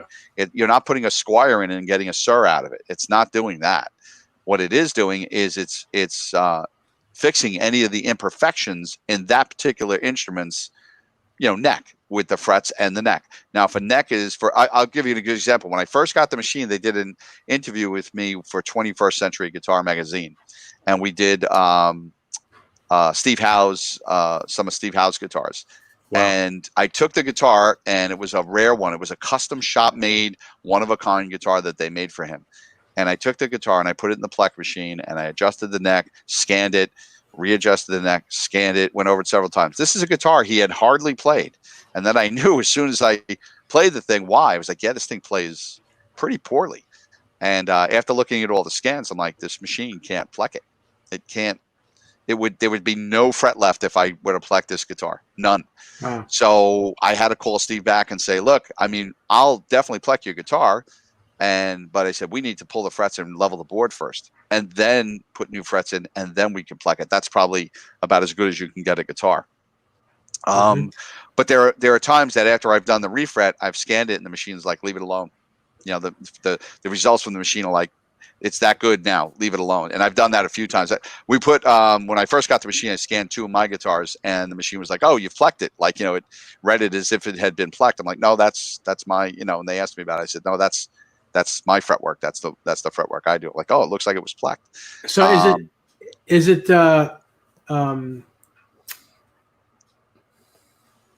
would I be saying the truth if I said that the Plek machine is only as good as the guy that's programming it? To a certain degree, yes. I mean, the machine is extremely usable.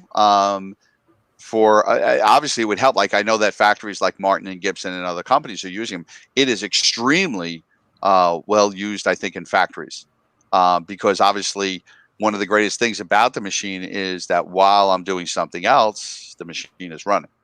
So it could be like having an assistant and a helper. Also, you know, if you've ever done and guys out there who know how to do fretwork and stuff like that, if you've done fretwork yourself, it's tedious. It's grueling on your hands.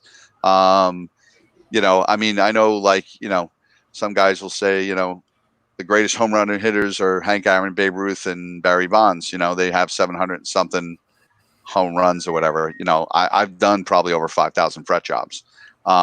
It's a taxing thing to do with your hands, you know, over a course of time. So having a machine do a majority of the bulk of the work is an advantage for somebody. And yes, you know, I could hand a file. I mean, you know, to do fretwork, I need a leveling plane block. I need a 3-corner file and some sandpaper and a rubber squeegee, and I could do a fret job or level and polish on any guitar. However, you give those tools to somebody, it's the same thing. If I give a guitar, a Telecaster to a guy, it doesn't mean he's going to play like Brad Paisley. You know, not everybody's Keith Urban and Brad Paisley. They're not going to just turn out and be that because I handed them a Telecaster. It's the same thing with the machinery and the tools. You have to learn the craft. You have to learn how to use them. You also have to know how to read stuff. And one of the most critical parts, I think, that guys don't know when they get into this business early on is you have to learn how to really read a neck, adjust that truss rod, figure out where the torque ratio is in the neck and how much that neck flexes. Because I've seen guys have guitars fretted. I'm like, this thing is backbowed so badly. You just had it fretted? I'm like, yeah. And I'm like, well, it needs to be redone. And then they get all shocked. I'm like, well, it really just wasn't done right. You know, it has to be done the right way. And it's a big thing because I have seen a number of guitars where people brought it to me. I'm like, I can't save it. Get another neck or get another guitar. Unfortunately, there are those points sometimes, and nobody wants to go down that road.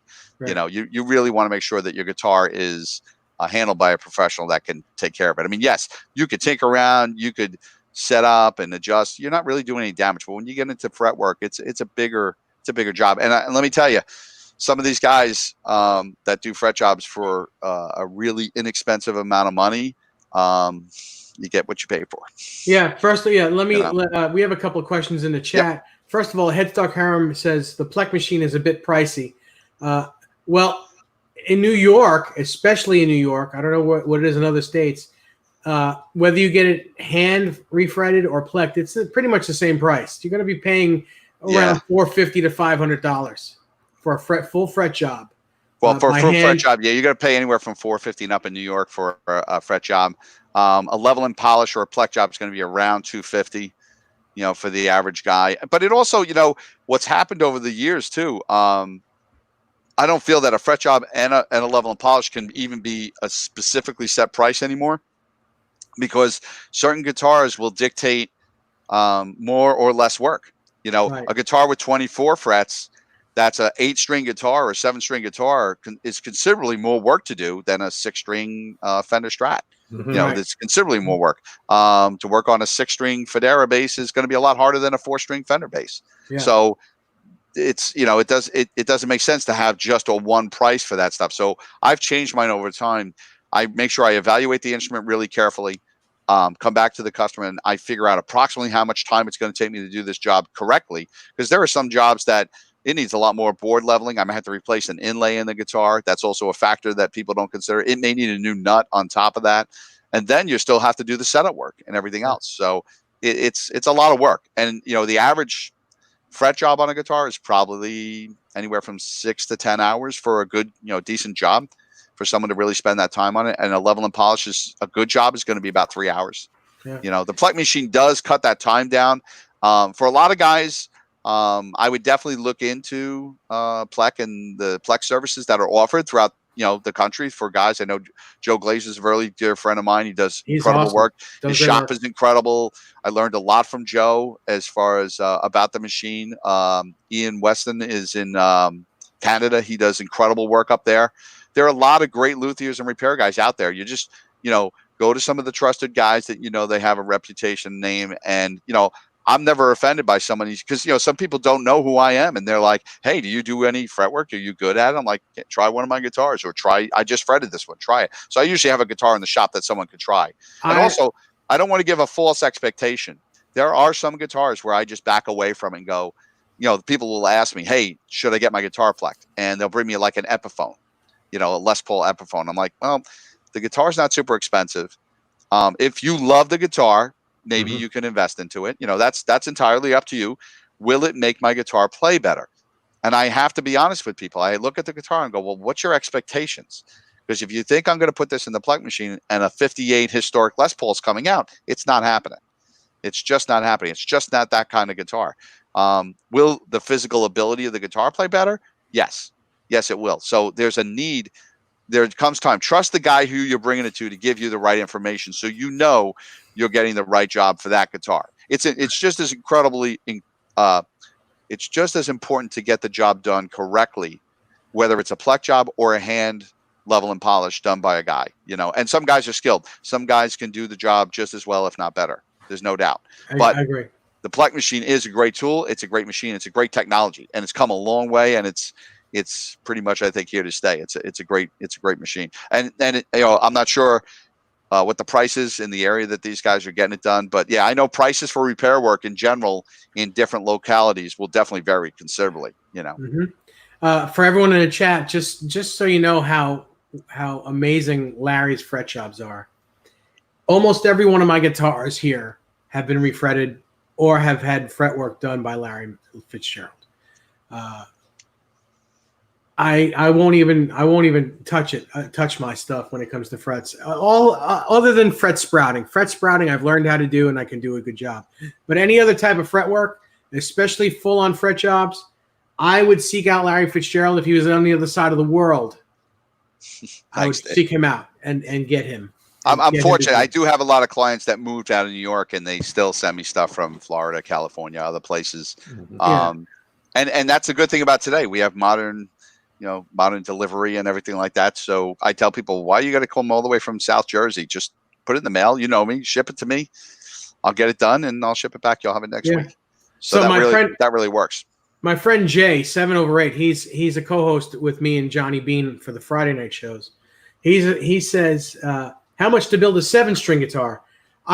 We'll get back to you on that. I'll have Larry do a workup on a 7-string for you, and we'll get him in touch with you. He's looking at Sir. Sir is making some 7 strings that he's looking at, but he wonders how much. Also, Hugh Caldwell asks, what's your opinion on stainless steel frets?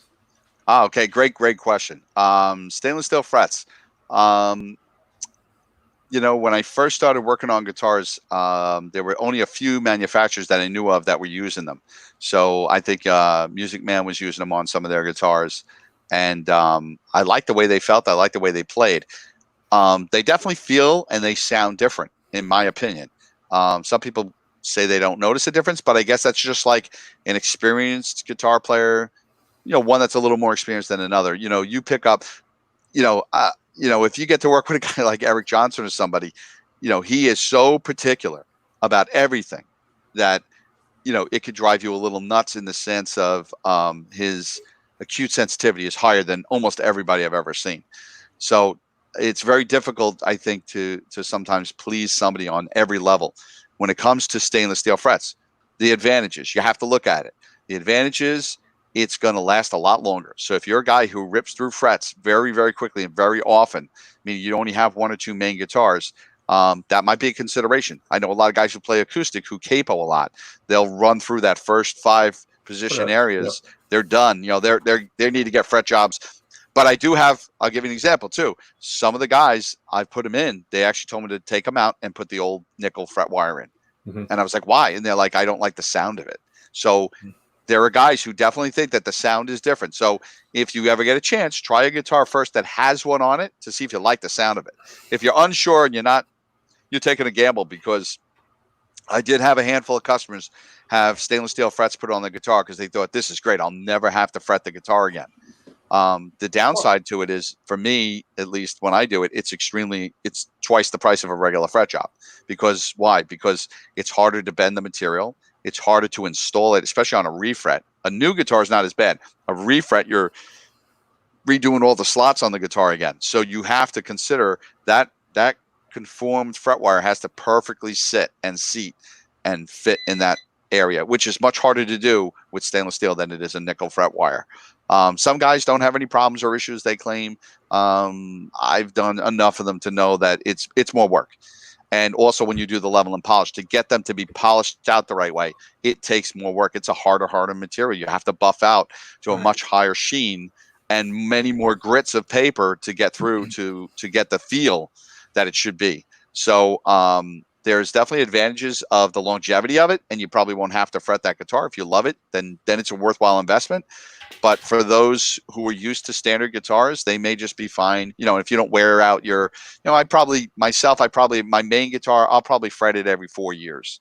Mm-hmm. My main guitar for every 3 to 4 years. I have a lot of guitars that I don't go through. I do have a customer of mine. He's Ed Travers. He's a local guy here who plays a lot of acoustic stuff, and I fret his guitars every 6 months. Yeah. And he uses nickel.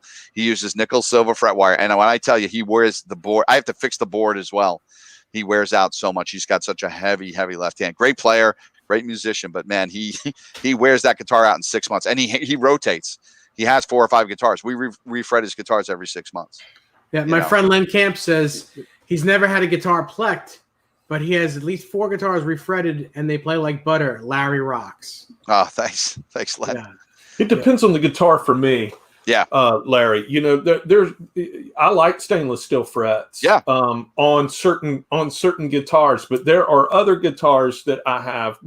I mean, to the conversation we were having earlier, you pick up guitar A, you may play differently on it than you do when you pick up guitar B, right? Mm-hmm.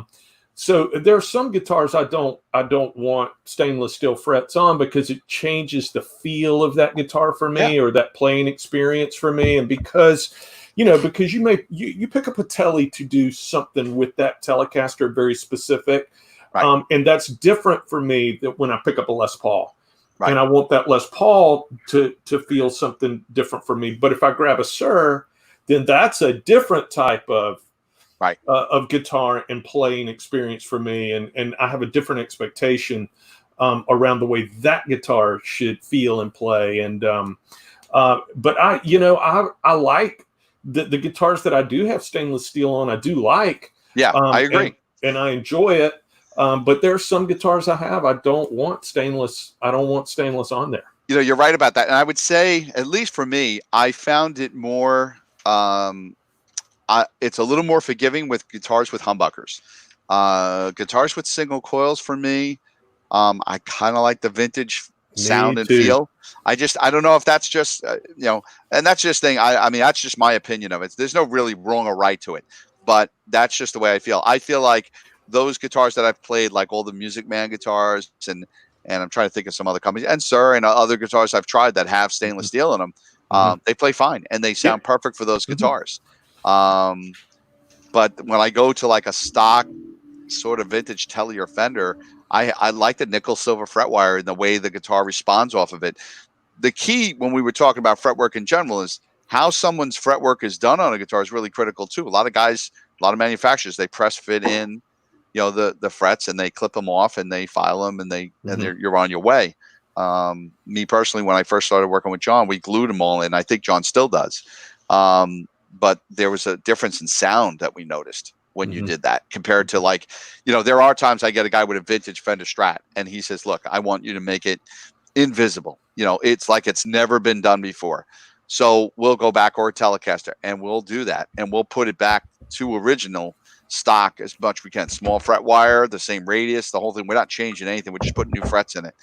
And a lot of times, we'll put them in, and it's a lot harder to put in a new fret into an old slot and to make it stay without gluing it in there. But once you glue them, I actually noticed the sound difference. That was an advantage, definitely an advantage, because when that neck moves and twists over the year and you're adjusting the rod, seasonal changes, the fret's not leaving, it's staying to the board. It also seems to make a better contact. Energy seems to really transfer through, and there are definite harmonic overtones. I hear differences.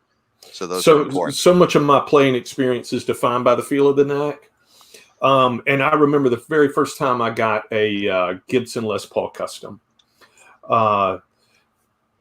Picked that guitar up, waited my whole playing life for this guitar, and it shows up with these tiny, I'm like, what is going on with this thing? Right. And it was one of the first things that had to happen for me to begin enjoying that guitar is to get those fretless wonders out of there, right? And get some medium jumbos in there, so I could have something going on. Right. And I'm sure after a period of time of playing, you've gotten used to certain frets, certain fret height, certain fret width. Oh, very much. I know myself, I could play different ones, and I prefer certain ones on certain guitars. Like on a Fender, I like a certain fret wire, and on a Gibson, I like a different one maybe. So yeah, I do change it around with different instruments too. But the fret wire can dictate how you decide to play that guitar for sure. I'm always interested in picking up signature model guitars and holding those and saying, wow, this guy prefers this and this guy prefers this, and you learn really quick about how that instrument itself influences the playing style of the player that you've spent decades admiring, right? Right. Just on, here's the equipment that he uses, and and you get a picture real quick about how all of those things working together influence the playing style. William Errol DeBose, U.S. Air Force retired. Thank you for your service. Says, who in South Carolina has a plate machine? Good question, man. I don't know, and I don't know of one in Charlotte either. So I'd have to do some research. He also has another question for Larry. He says, what material maximizes sustain in guitars as far as tremolos, frets, and nut and locking tuners on the headstock? Okay, so let's see here. So what was that again?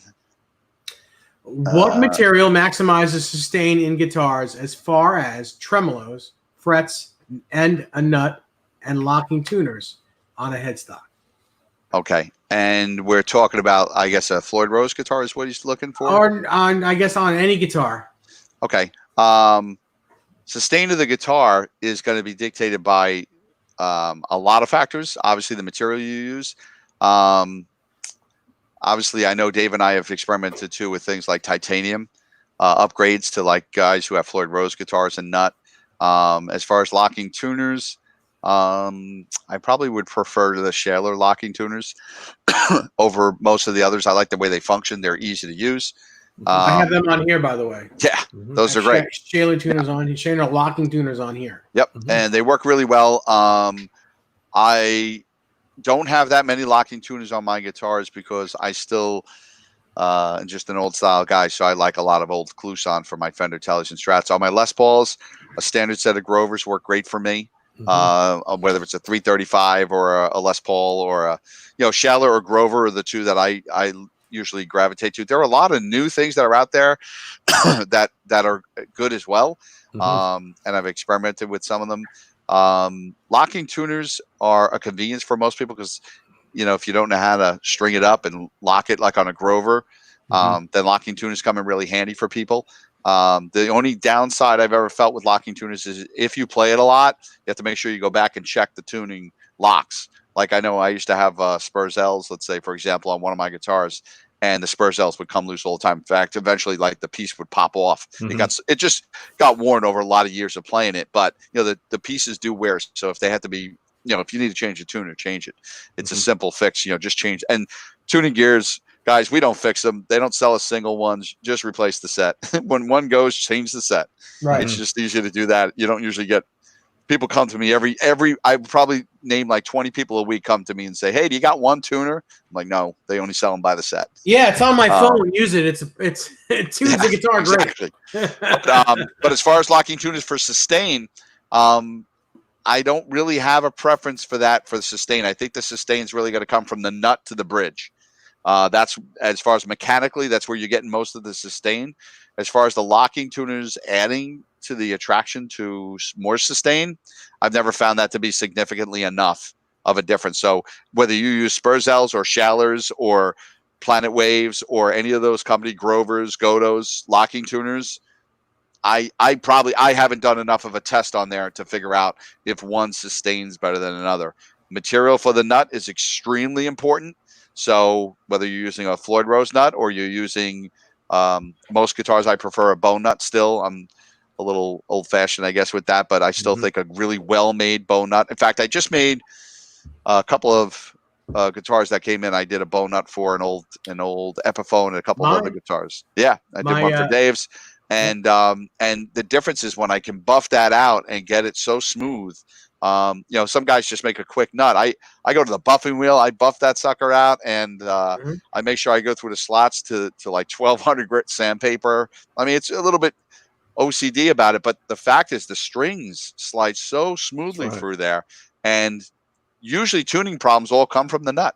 Right. Most of the tuning problems I find on guitars are because the nut needs to be replaced. Right. And guys, don't skimp on money when a tech or a luthier says you need a new bone nut or something like that. Just get it done. It's a kind of one-time thing you're going to take care of for a lengthy amount of time. But man, the difference can be huge on a guitar, both sound and tunability.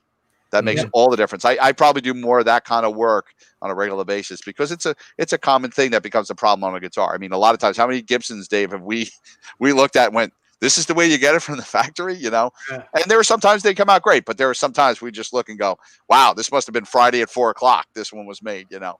That happens. Braden Berglund asks, Larry, your thoughts on an ES335? Oh, well, if you have one as sweet as Dave has, you're going to call him up and ask to borrow it for a while, because let me tell you, if I do my next recording, I need a 335. That'll be the one I borrow. But I love 335s. Obviously, Eric Clapton being one of my favorite guitar players as a kid, watching him play a 335 made me have a love affair. Him, Freddie King, any of the ES style BB King, those guitars I was drawn to. So I think they're incredible guitars. They're very versatile. But again, I approach that guitar playing it very different than, let's say, a Gibson Les Paul. Absolutely. I just have a different approach to playing that guitar. I love it because I play blues and I play a lot of, rock and jazz and blues stuff. And the 335 suits well for most of those styles, I agree. The same guy, Braden Berglund, says he just picked up an R9 that needs a new nut. So send it on over. Send it on over, and we'll get it fixed for you. We'll put a new bone nut on it for you. I've had many R9s and R8s that I've had Larry put bone nuts on because Gibson at the time didn't know how to make a nut. Now they're pretty good. They're pretty good now. This 335, I got to tell you, has a nylon nut on it like they were in the late 50s. Most custom shop Gibsons, historic collection Gibsons will have this nylon style nut that they're making them now that are pretty good. But if you have, I'd say anything before 2011, it probably needs a new bone nut because they were not making good nuts. They just weren't. Yeah. And the nylon nut, it's interesting because people go, wow, but that's what they used to use back in the 50s and 60s in the earlier days. And that was because they were kind of self-lubricating. That nylon material was so that it wouldn't get stuck, it wouldn't stick. The disadvantage was they wear out very quick, so you have to replace them pretty frequent, for someone who plays a lot. My argument for having a nylon nut is because a lot of people buy reissue Les Pauls, and they wonder, well, why does this not sound even close to a real 59 or a 58?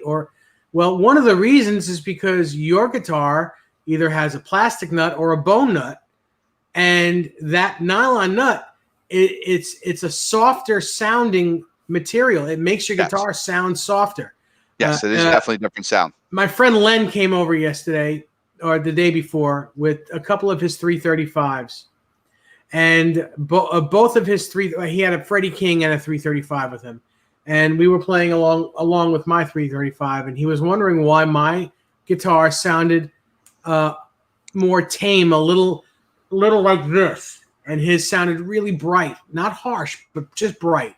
And I said, look at the bridges on your guitar. Yeah, okay. Metal bridge, metal saddles, steel saddles. So look at the bridge on my guitar. Nylon saddles, nylon nut. It's going to make this guitar sound a little quieter, a little duller sounding. And that's the sound of the 50s and early 60s guitars. They had maybe not the Les Paul. The Les Pauls of the 50s did not have the nylon saddles, but they had the nylon nut.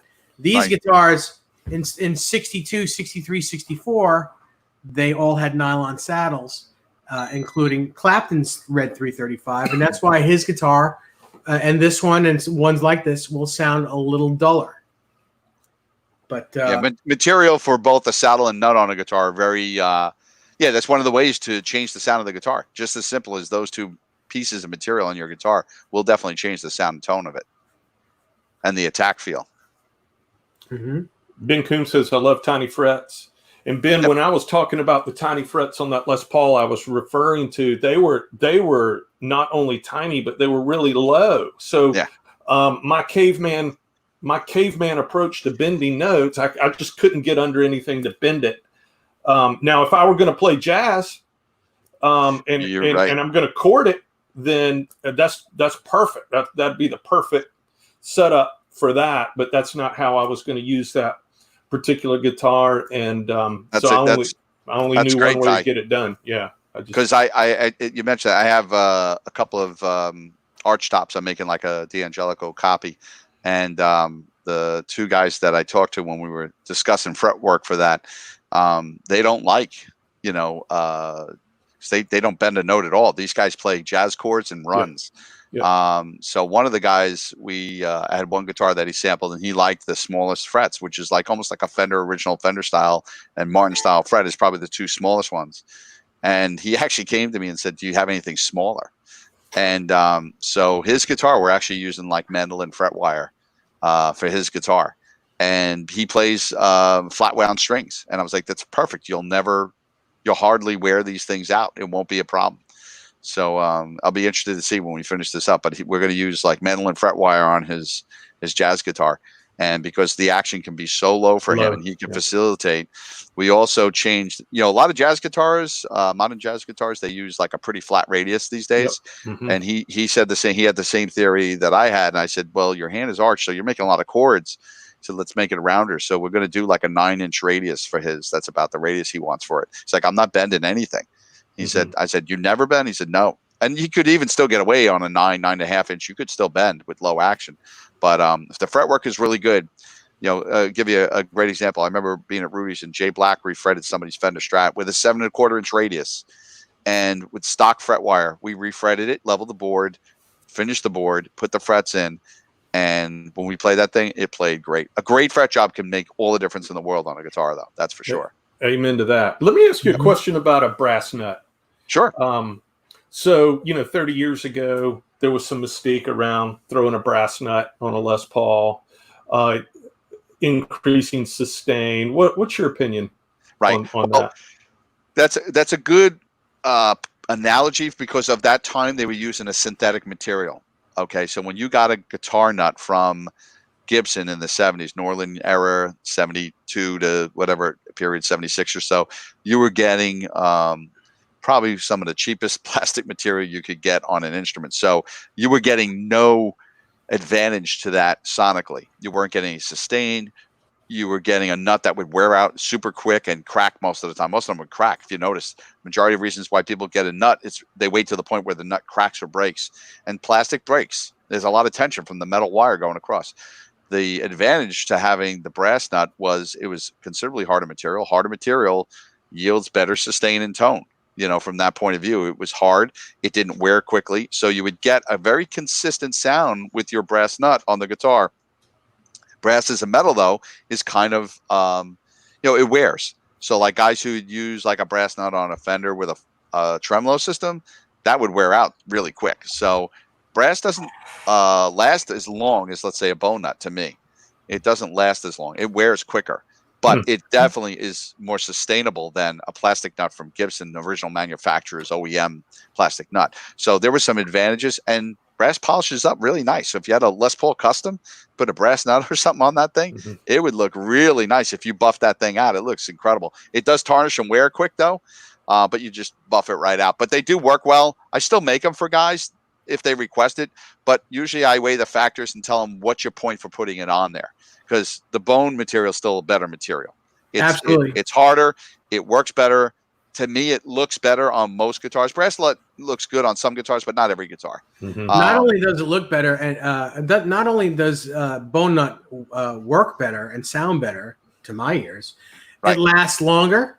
Yes. And when it finally goes, when those nut slots are too low, you can repair that. You don't necessarily have to it's change one of the your things nut. that can be repaired. Yeah. I mean, you could easily repair. Here's a quick tip. If you need to repair a bone nut, we used to use just baking soda and super glue in the slot, harden it up, put another little bit of baking soda on top, let it dry for about 20 minutes, go back there with a proper nut file size, and slowly just, take it down, and then some sandpaper to follow it through. And then you can put whatever you want, nut sauce, Vaseline, whatever you like in there. But that's a quick fix. I mean, I've done at gigs for guys, where, I used to tech for some guys on the road a little bit. And that was one of the things. I would always bring a box of baking soda and super glue with me. Crazy glue would be in the packs, and I would use that because that's constant on the road. That would be a fix. That would be a normal fix for guys. It was temporary. Or you could shim the nut up. You could take the nut out, remove it, put a shim under it, and bring it up. And people have really weird feelings about that too. They're like, "Oh my God, you got this shim. It's going to kill the sustain and the tone." I'm like, well, if you're using like a a matchbook cover from a pack of matches, that's pretty thick. Yeah, that probably would dampen the sound. But if you're putting a piece of sandpaper onto there and it's 800 grit, I defy someone to tell me they're going to notice the sound difference. This really, it's very, very minimal, if any at all. Yeah, Damn Taco Lover asks, will you do the work putting a Floyd Rose conversion on a Les Paul? Do you do that? Would you do that? Have you done that? Yeah, I've done some of those for guys. I had a guy recently who did a Sustainiac with a Floyd system like that, so I do them.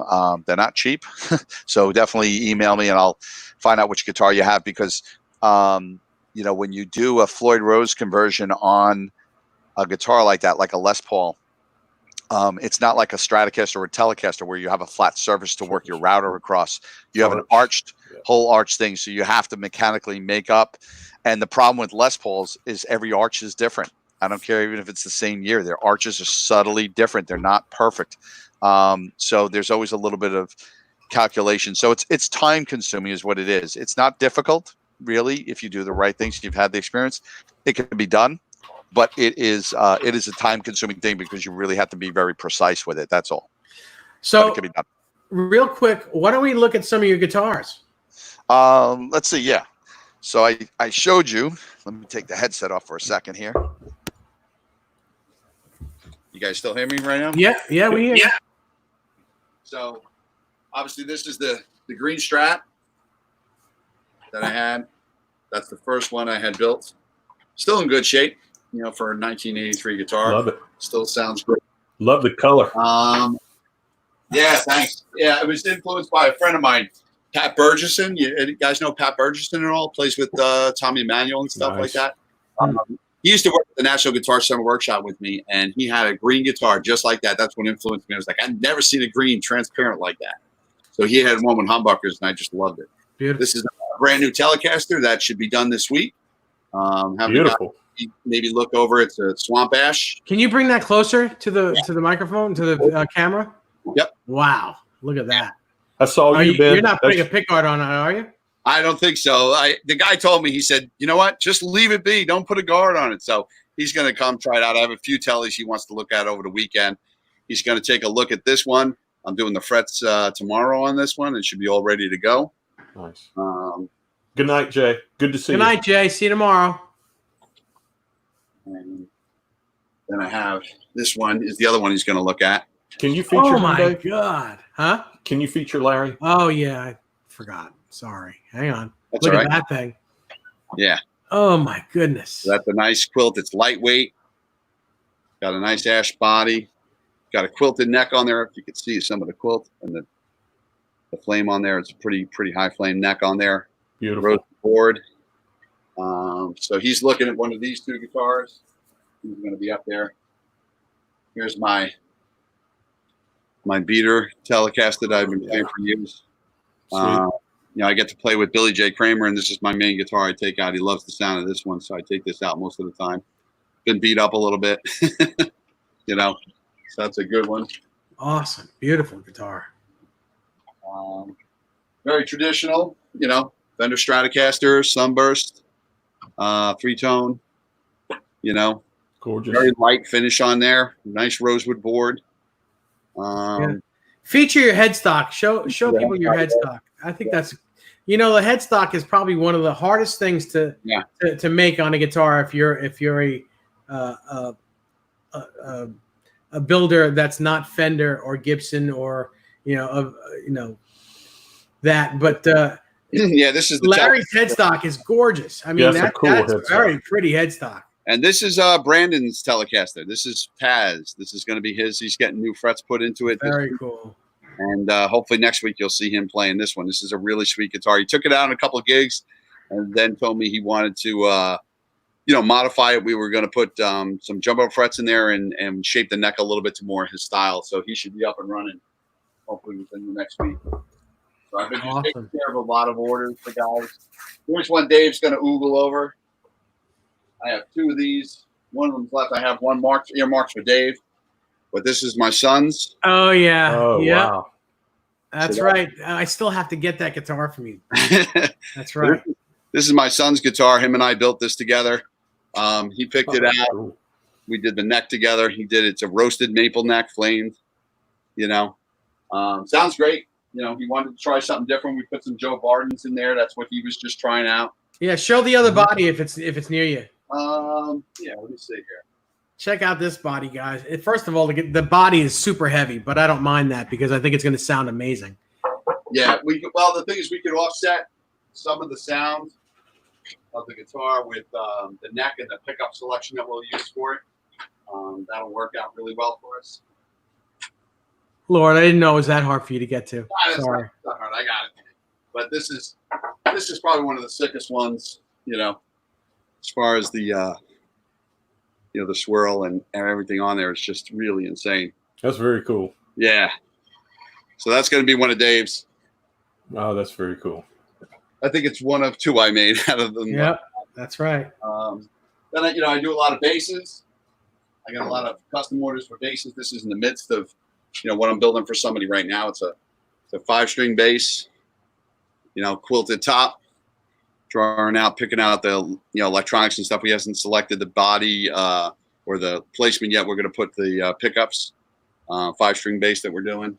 So show Hugh Caldwell earlier saying how much he loved the Knopfler body. Do you still have that gorgeous quilted Knopfler? Oh my goodness! Yeah, one of those that I'm building. Yeah, I have a couple of these that I'm building over the next couple of months. I'll probably post them up on the website or my page or something like that. But this is a serious, quilt top. So yes, that's a body that I mean that's right out of the Pensasur. Yeah, this is basically when I worked there. This is the shape we used and the design we had. John came up with this design. It was incredible, and it was not only one of the nicest guitars, but one of the most comfortable guitars to play. And man, I played this. I was like, I gotta get one of those. So I built myself one of them. And every time somebody sees these, they just love it. It's a dinky style body, and they work great. They work great.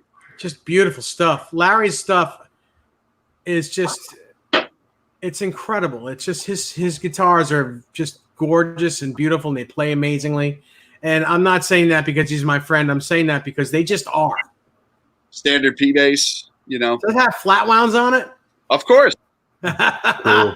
We got the bridge where it's back. It's the Duck Dunn kind of style. I got a good friend of mine who's made this for. He's an incredible bass player. Plays all over. He tours all over the place. And he can't wait to get this. It just finished this one up.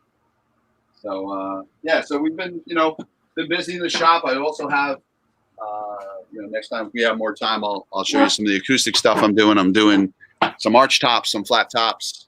My fiance Desiree says, "Can we see that different color body that looks like it has pink and green on it one more time?" There you go, hon.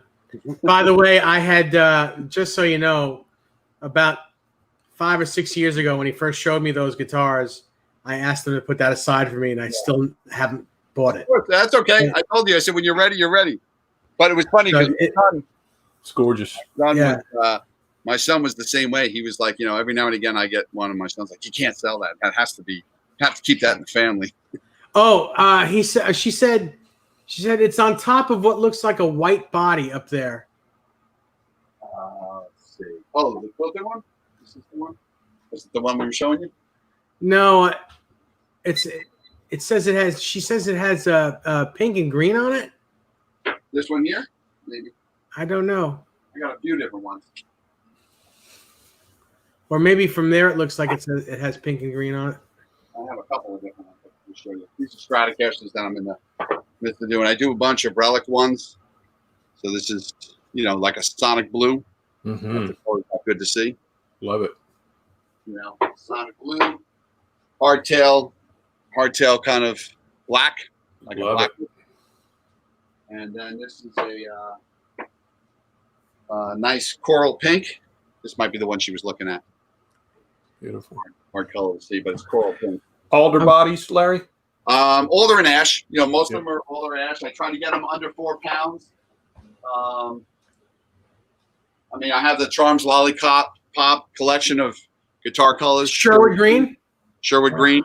God, look at that. Yeah, it's great color. It's also faded, the way it's in here. see.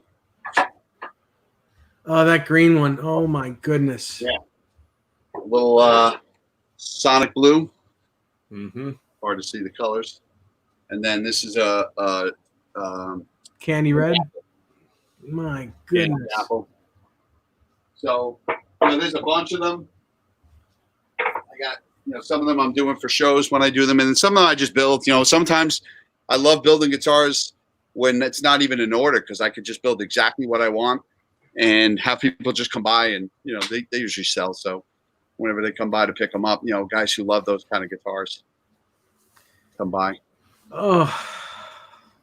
More gear, more guitars. Oh my God, that's just insane. I'm ready to. Whew, feel like I just had sex. Oh, guitars. Well, I'm glad. I'm glad you guys.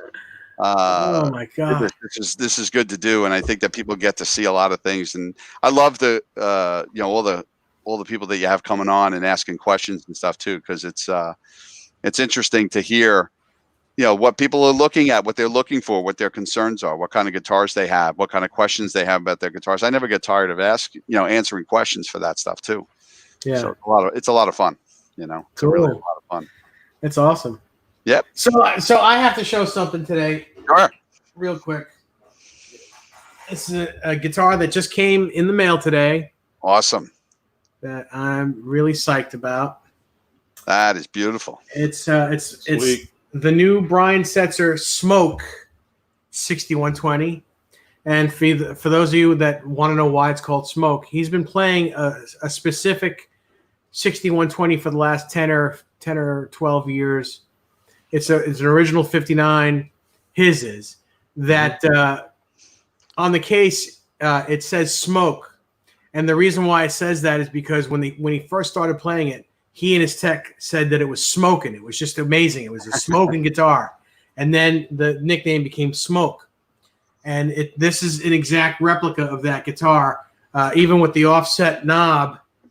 This knob, this master volume on a normal Gretsch is supposed to be somewhere right in here. And on this particular one, someone probably on a Friday made this guitar. It happened to be a good one, but they drilled a hole in the wrong spot. It's a little bit darker than the normal 6120 orange. But it was an amazing guitar, and this is the guitar that he takes everywhere with him and plays most of his shows with. But I got one. The front and back have no flame, but the sides are very flamey. Yeah, flamey. Yeah, Super flamey. Beautiful guitar. It's awesome. The neck is it's not a slim taper. It's more like a 59 Les Paul, but with no shoulders. So it's a little bit of a V. It makes the neck feel a little smaller than a big baseball bat, which is really cool. And it's got that. It's just got that Gretsch sound. It's got that.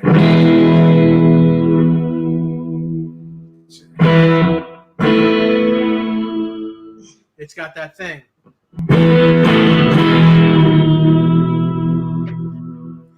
So that's the newest tool in my toolbox, and I'm in love with it. It's awesome. That is awesome. Tell us about the pickups. The pickups are TV Jones Filtertrons. They're the newest version. I don't know what the exact version is called. They're called something, but I forgot what they're called. But they were made specifically for Smoke, right? Specifically for this guitar, yes. Yeah. And Right. I guess what they did was they took the original pickups out and they did all kinds of testing to them and Reverse engineered. They reverse engineered these pickups for this model, and it is just Yeah, it's a really well-made guitar. I have a customer who great. just brought one in. They had one like that too. Yeah, And was it some Dennis? guitar. Well, I've tried Dennis.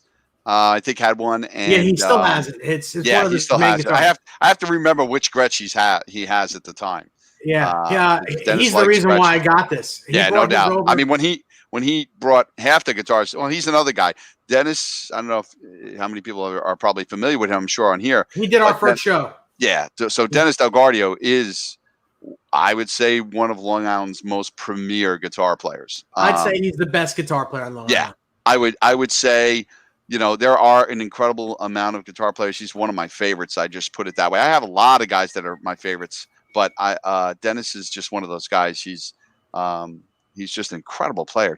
He reminds me of what like I had at Rudy's.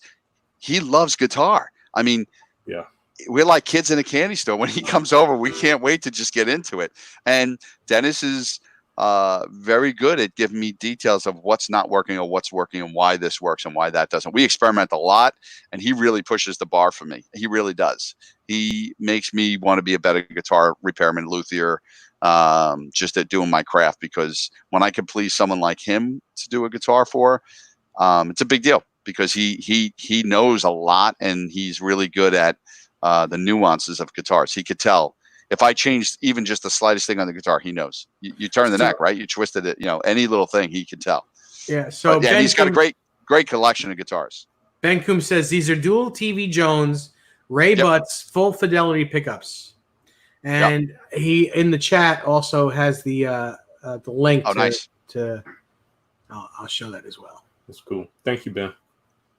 Ben Coombe. So Ty, what's your favorite guitar? Which is the one you go out most with? Well, the one I play the most. I'm not taking any out these days. Just like right. Everyone else. Right. At heart, I'm a Les Paul guy. Okay. And I have a Les Paul custom that I love to death, and I have a custom shop gold top that I like a lot.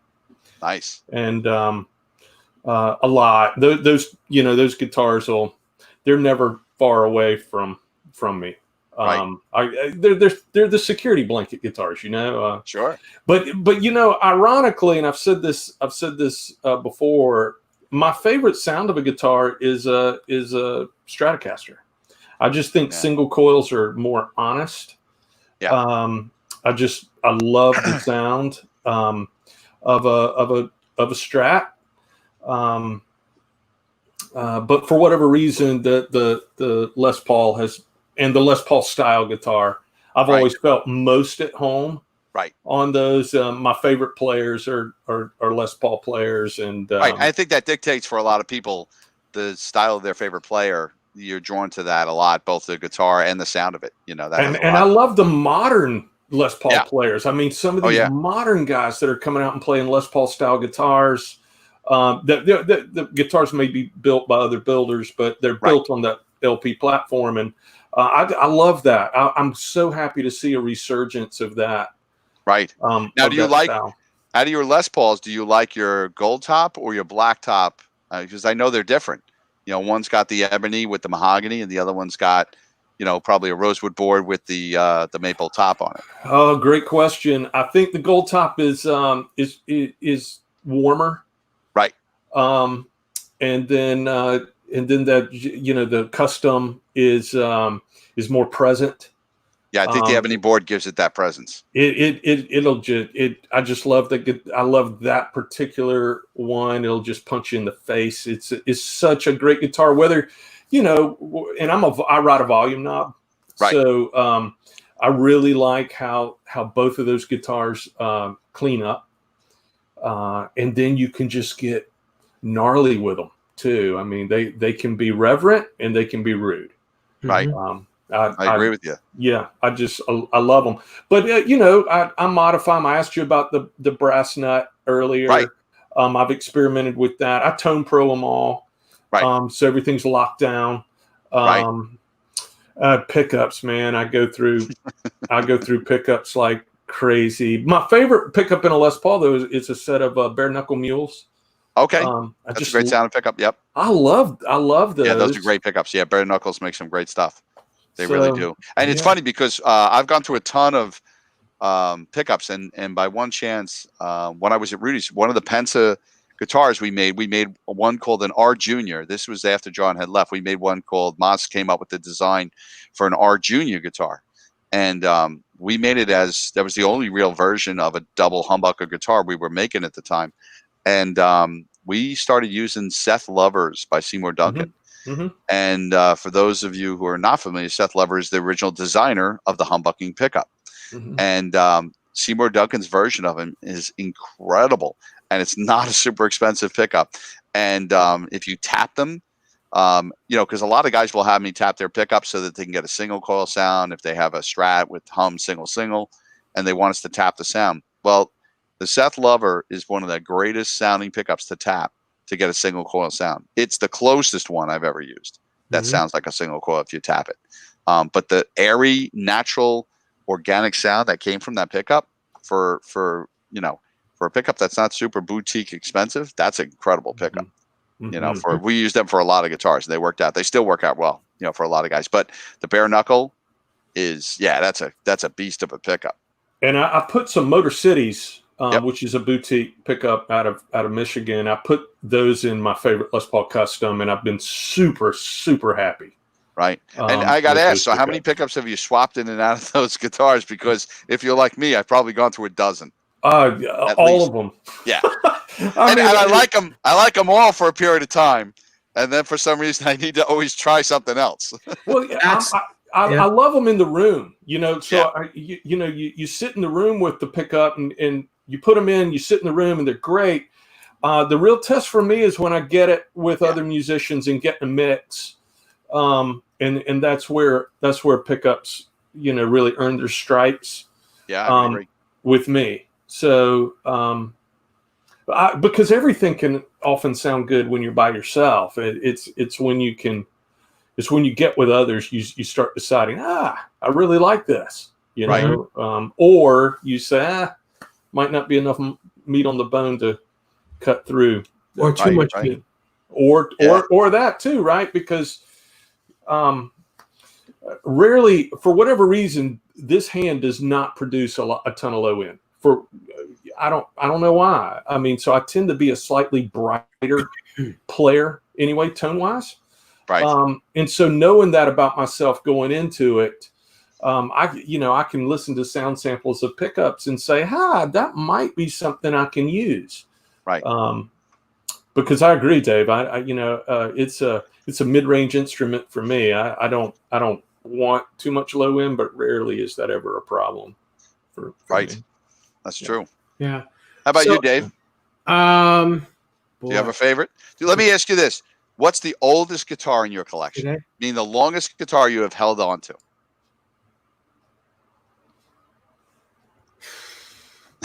Well, I'm not going to count the Larry Mitchell swirl that's right there. Right. I'm not going to count that because that was Larry's, and I will never get rid of it because it's sentimental. Right. Probably my beat up Strat with the single hum. You've seen it, all right? Yeah. You fretted it. You fretted that guitar. Of course. Yeah. Yep. That Strat is probably That's a great guitar. That's probably my favorite and main guitar. I'll always have. Real quick, how do people get in touch with you, Larry? Okay. They could get in touch with me. They could go to my website, FitzgeraldGuitars.com. They could also reach me by email. It's fitzgtr@gmail.com. And you could also give me a call. You know, it's on the website, and you can set up an appointment if anybody needs anything. And I'm here for everybody to hopefully just, you know, get in touch with and make your great guitars sound even better. You know, that's what we're here for. And if you can't get a hold of Larry that way, I'm proud to say that Larry has become part of the Guitar Whisperer. So if you contact me on the guitarwhisperer.guru and you want your guitar fretted or you want some major work done to your guitar and you want Larry to work on it, it's going to go to him anyway. Contact me and we will get Larry to work on your guitars that way. So you have 3 or 4 different ways to get in touch with Larry. Any other questions, anyone? Ty, you have any more questions? Well, Braden says, Les Paul Fender amp, unlimited tone. Amen to that, brother. Mm-hmm. I don't know what is so special about that combination, but it is certainly special. Larry, maybe you can tell us. Why do Les Paul players, why do we love the sound of our guitars going through Fender amps? They're awesome. Yeah, Fender amps are just killer. Man, I like a lot of amplifiers. I like Marshalls. I like a lot of other brands. But if I can only be stranded with one, I'm taking a Fender amp with me because I could do everything. I could do everything with a Fender amp, whether it's a Les Paul, Tele, Strat, 335. I can make that thing sound good I have some Marshalls. I have some other ones because they're all different flavors, but I could get, one of my favorite amps was a Fender Vibroverb that I have. Oh, yeah, I have that's a great amp. and I got a 62 Princeton too that just kills. It's a Brown. I love the Brown series amps too. Those are like some of my favorites that Leo Fender made. They have a little more bite to them. And to be honest with you, some of the amps that don't have reverbs, I have a tendency that tone-wise, I think the reverb changes a little bit of it. And a lot of the Brown amps don't have the reverb. So it has a different character, a little more grit to it when it plays. But also, when it comes to Fender amps, and obviously Les Pauls or any kind of Gibson guitar, there's a tendency for a lot of them to become too muddy. And the Fender amp allows you to dial back. They get the most bottom end out of any amp I've ever heard. They can get the most, like Fender Twins and super reverbs. They get plenty of bottom out of it. I'm glad that I could dial it back though a little bit and get just what I want out of it. But Fender amps, yeah, they go good, really good with Les Pauls. They sure do. Mm-hmm. Yeah, I have, and it's funny. I have a gold top and a black custom. both historics that I love. The gold top I got from Dave. I was just going to ask you, is that my old gold top that my heart? I'll tell a story. My mom bought me that gold top years and years ago, and I was on my way to a gig, and I was out here in the parking lot of my house, and I had a hatchback truck. The guitar fell out of its case, in its hard case, and broke the headstock. And my heart dropped into my ass. The headstock was broken off. It was horrible. It was horrible. You can't really see much of it now, though. And I didn't know what to do. So my mom and my then stepfather, who has passed away since, went right out to my buddy Gary Blankenberg, who now works at the Music Zoo, who had his own place. And they said, Dave just broke that guitar you bought. He broke the headstock. Is there anything else he was looking at? And Gary said, well, he happened to be looking at this burst. That was, like $1,000 more money. Yeah. But I was looking at it. And he really liked this one, but couldn't, it was like $1,000 more. He decided to go with the gold top because he couldn't quite pay for this one. So that weekend, I'll tell a quick story. It's not really quick, but it's quick. That weekend, I came home from somewhere. I don't know where I was, but I came home from somewhere, and on the bed I was sleeping on was the case that I thought that gold top was in. So I was like, who's playing? Which one of you two are playing this awful joke on me that I have to see this guitar with the broken headstock? And my mom said, open the case. So I opened the case, and there was this burst that was there, this Cherry Sunburst historic relic guitar. And I lost my mind. I was like, how did you know? How did you? Well, a little birdie told us. They went to Gary, and Gary gave him this guitar, sold it to him. Then I said to Larry, you want this gold top, Larry? Can you fix it for yourself? And he said, yeah. I said, how about just giving me like a few fret jobs and whatnot, yep, and I'll just give you this guitar. And he look what he did to it. I'll solo you, and you can show what you did to the headstock. Yep. Fixed it all up. This was lobbed off. Actually, I had to graph in a bunch of pieces that are in here, but you really can't see it. But this was in like 4 pieces. When it's broken off, there was a chunk missing out of the back here. But it came out pretty good. Yeah, sure did. And I played it ever since then. I've been playing, I fell in love with the guitar, and this is one of those guitars that's had about 25 different sets of pickups in it. Yeah. Still experimenting. I don't miss the guitar now, but I was heartbroken when that headstock broke. Yeah, I remember that. Yeah.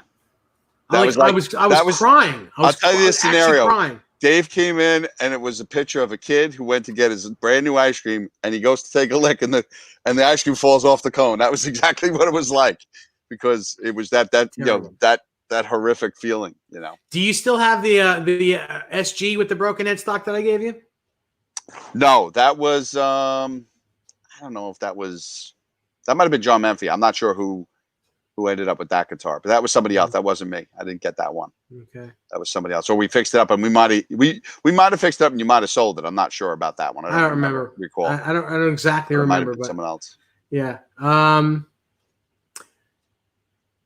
I just, I remember also you have a Kelly amp that I thought is amazing. There's a lot of gear you have at your house. You have a 50-watt plexi head that is just to die for. Yeah, you have a Buddha amp that is also insane. Yeah, I see the Buddha back there. Yeah, the Buddha's back there. Yeah, just a lot of really, really good stuff. I'm a gear hound, just like everybody else too. And you know what? I don't know if I'll ever stop because I, still love gear and love making music, and there seems to always be. I can't think of a better way to spend my time and money than to buy guitar gear and equipment. Other than tools and wood.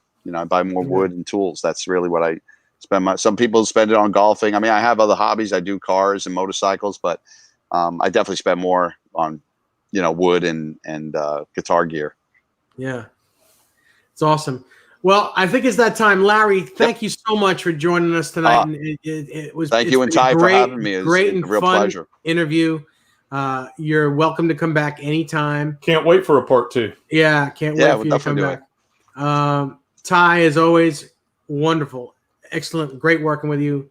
It's always a pleasure doing these shows with you. And everybody in the chat, thank you very much. I want to thank the two moderators, my lovely fiance Desiree Dornan and Ben Coombs. Thank you so much for without even being asked, you guys are stellar in coming up with things that I need at a quick second. Thank you so much. If you guys and girls wish to donate to the show, and it's only a donation, it's not mandatory. You don't have to do this, but if you would like to reach into your pockets and every penny counts so that we can keep bringing you these shows, you can PayPal me or Venmo me at dnrwb5150 at AOL.com. It only goes into paying for this medium in which we bring this show to you. Again, thank you very much. We will see you next week. Who do we have next week? Ty, do you remember who we have next week? I don't have my calendar in front of me, Dave. I'm sorry. I may be mistaken, but I think, and don't quote me, but I think, and I'll let you guys all know tomorrow from Facebook and whatever. I think it's Russell Javers, Richie Kanata, and Liberty DeVito. Awesome. All three of the original Billy Joel band will be here, I believe. That being said, I want to wish everyone a good night. I'll see you all tomorrow on the Johnny Bean Show with Johnny Bean and Jay Hannon. And on that note, have a great night, everybody. Thank you, everyone. Larry, stay here for a second after the show, and we'll see you next week.